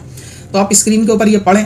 مفتی صاحب پہلے تو فرماتے ہیں کہ دعائے قنوت وطر کے اندر واجب ہے، اور قنوت صرف وہی نہیں کہ اس کے نام سے جو مشہور ہے اس کا دعائے قنوت کا پڑھنا سنت ہے، اور اگر کوئی دوسری دعا بھی پڑھے جب بھی اس کا واجب ادا ہو جائے گا. اور نیچے فرماتے ہیں کہ اور سورہ اخلاص ذکر خاص ہے، اس کے پڑھنے سے واجب ادا نہ ہوگا کہ واجب تو پڑھنا دعا ہے، اور چونکہ قصدن ترک واجب ہوا لہٰذا نماز واجب الاعادہ ہوگی.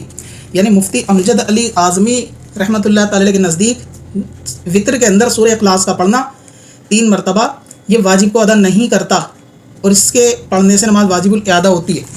اس کے برخلاف اعلیٰ حضرت عظیم البرکت امام اہل سنت کا یہی مسئلہ اور یہی فتویٰ سنیں آپ وطر کے تعلق سے کہ نماز کے اندر نماز وطر میں 3 مرتبہ سورہ اخلاص پڑھی جائے تو کیا وطر کی نماز ہو جائے گی. تو آپ نے ارشاد فرمایا کہ نماز کے صحیح ہونے میں تو کلام نہیں، نہ یہ سجدہ سہو کا محل ہے، سہون کوئی واجب ترک نہ ہوا. یعنی اعلیٰ حضرت فرماتے ہیں کہ نماز صحیح ہو جائے گی، اس میں تو کوئی بات ہی نہیں ہے، اور اس میں تو سجدہ سہو بھی نہیں کرنا، اور نہ ہی اس کے اندر کوئی واجب ترک ہوا.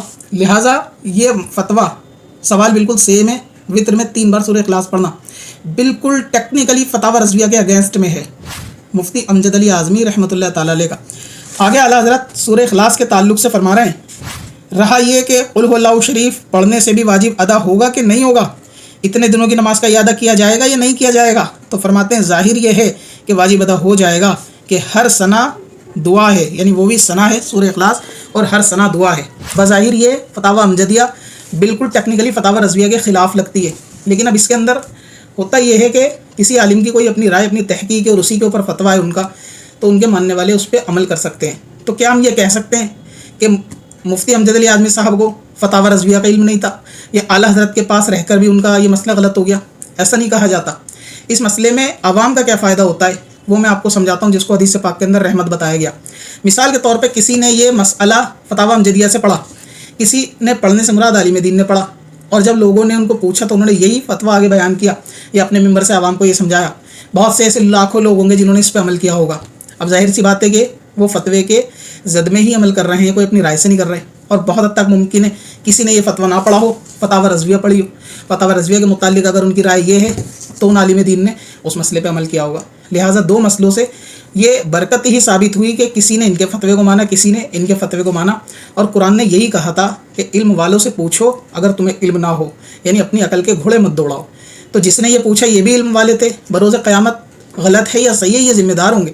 اور ایسے مسئلے میں عالم کو ہمیشہ ایک نیکی تو ملتی ہے نا, اگر وہ حق کے زیادہ قریب ہو, حق بجانب ہو, تو اس کو دوہرا ثواب ملتا ہے. تو یہاں بحث اور لڑنے والی تو بات ہی نہیں ہے, یا رائے کو نہ قبول کرنا تو حسد ہی نہیں ہے. اب مثال کے طور پہ قل هو اللہ شریف کے تعلق سے میں مفتی امجد علی اعظمی رحمۃ اللہ تعالی علیہ کا مسئلے کو نہیں مانتا. مثال کے طور پہ میں اعلیٰ حضرت کے مسئلے کو مانتا ہوں کہ ہر ثنا دعا ہے اور ہر دعا ثنا ہے اور اس کے پڑھنے سے واجب ادا ہو جائے گا. تو کیا ان کی رائے کو نہ قبول کرنا ان کی بے ادبی یا توہین یا ان کی کوئی حسد کی بو ہے؟ تو ایسا نہیں ہوتا. لہٰذا ہماری عوام کو یہ سمجھنا چاہیے کہ آپ کو بہت سارے لوگ چینل کے ذریعے, کمنٹس کے ذریعے اور اسٹیج کے ذریعے بھی اختلافی مسائل پہ لڑانے کی کوشش کرتے ہیں اور ناکام کوشش کرتے ہیں. وہ اس اختلاف کو ایسا فساد بنا کے پیش کرتے ہیں کہ آپ کو گویا گردن پکڑ کے مجبور کریں گے کہ فلاں صاحب کی بات ہی ماننی ہے, انہی کا فتویٰ ماننا ہے. اگر آپ ان کے خلاف کسی اور فتوے یا کسی اور عالم کی رائے کے قائل ہیں تو گویا آپ نے بہت بڑی اسلام سے بغاوت کر دی. ایسا درس آج کل اسٹیجوں سے بھی ہے اور کمنٹ سیکشن اور ویڈیو کے ذریعے تو ظاہر سی بات ہے کہ بالکل عام دیا ہی جا رہا ہے. تو کسی بھی جذباتی باتوں میں آنے سے بہتر ہے کہ اصول کیا کہتے ہیں اور ہماری شریعت کیا کہتی ہے اور اختلاف سے ہمیں کیا فائدہ ہوتا ہے, اس چیز کو سمجھنا چاہیے, نہ کہ اختلاف کو فساد کی جڑ بنانا چاہیے. تو کسی کی رائے کو قبول نہ کرنا یہ اس کی کوئی توہین نہیں ہوتی, اور نہ اس سے ہی لازم آتا کہ فلاں کے علم میں ایسا نہیں تھا تو کیا وہ انہوں نے بغیر علم کا فتویٰ دیا. بعض لوگ کہتے ہیں کہ کوئی فتویٰ سکندر وارسی کے زیادہ سمجھا, تاج الشریعہ نہیں سمجھے. اس کا یہ ایسا مطلب نہیں نکالا جاتا کہ کوئی زیادہ سمجھا یا زیادہ نہیں سمجھا. لہٰذا ویڈیو زیادہ بڑی ہو گئی, اس لیے میں اس کو یہیں پہ ختم کرتا ہوں. امید ہے کہ اس کے بعد کسی پارٹ کی اس مسئلے میں فی الحال ضرورت نہیں ہوگی. میں وعدہ نہیں کرتا لیکن کوشش کرتا ہوں کہ فتاوی اس مسئلے میں جو دوسرا پارٹ تھا جو 30 منٹ کا تھا, زیادہ بڑا تھا, میں اس کو مختصر 5 منٹ کی صرف فتاوی رضویہ کی عبارت کو دوبارہ ریکارڈ کرنے کی کوشش کروں گا تاکہ مفتی صاحب قبلہ تک صرف 5-7 منٹ کی ویڈیو چلی جائے, ان کو سننے میں آسانی ہو. لیکن وقت ملا تو میں ایسا کروں گا. باقی جو ایڈمن حضرات جنہوں نے اپنے ڈسکرپشن میں لکھا تھا کہ مفتی صاحب سے ہم جواب لائے میری عزت کی خاطر, ورنہ تو جواب دینے کے لیے فقیر ہی کافی تھا, جھوٹ کا پردہ فاش کرنے کے لیے میں ہی کافی ہوں وغیرہ وغیرہ, اور تھمبنیل ٹائٹل پہ منہ توڑ جواب, دانت توڑ جواب, اس طریقے کی باتیں کرتے ہیں, ان سے کوئی فائدہ نہیں. اگر کسی ایڈمن کو یہ لگتا ہے کہ تصویر کے مسئلے پر, میت کی تصویر کے مدعے پہ فتاوی رضویہ کے اندر وہ زیادہ قابل ہیں, سمجھے ہیں, تو میں امید کروں گا کہ وہ لائیو آ کے مجھے سمجھائیں اور اس پہ اوپر بات کر لیں.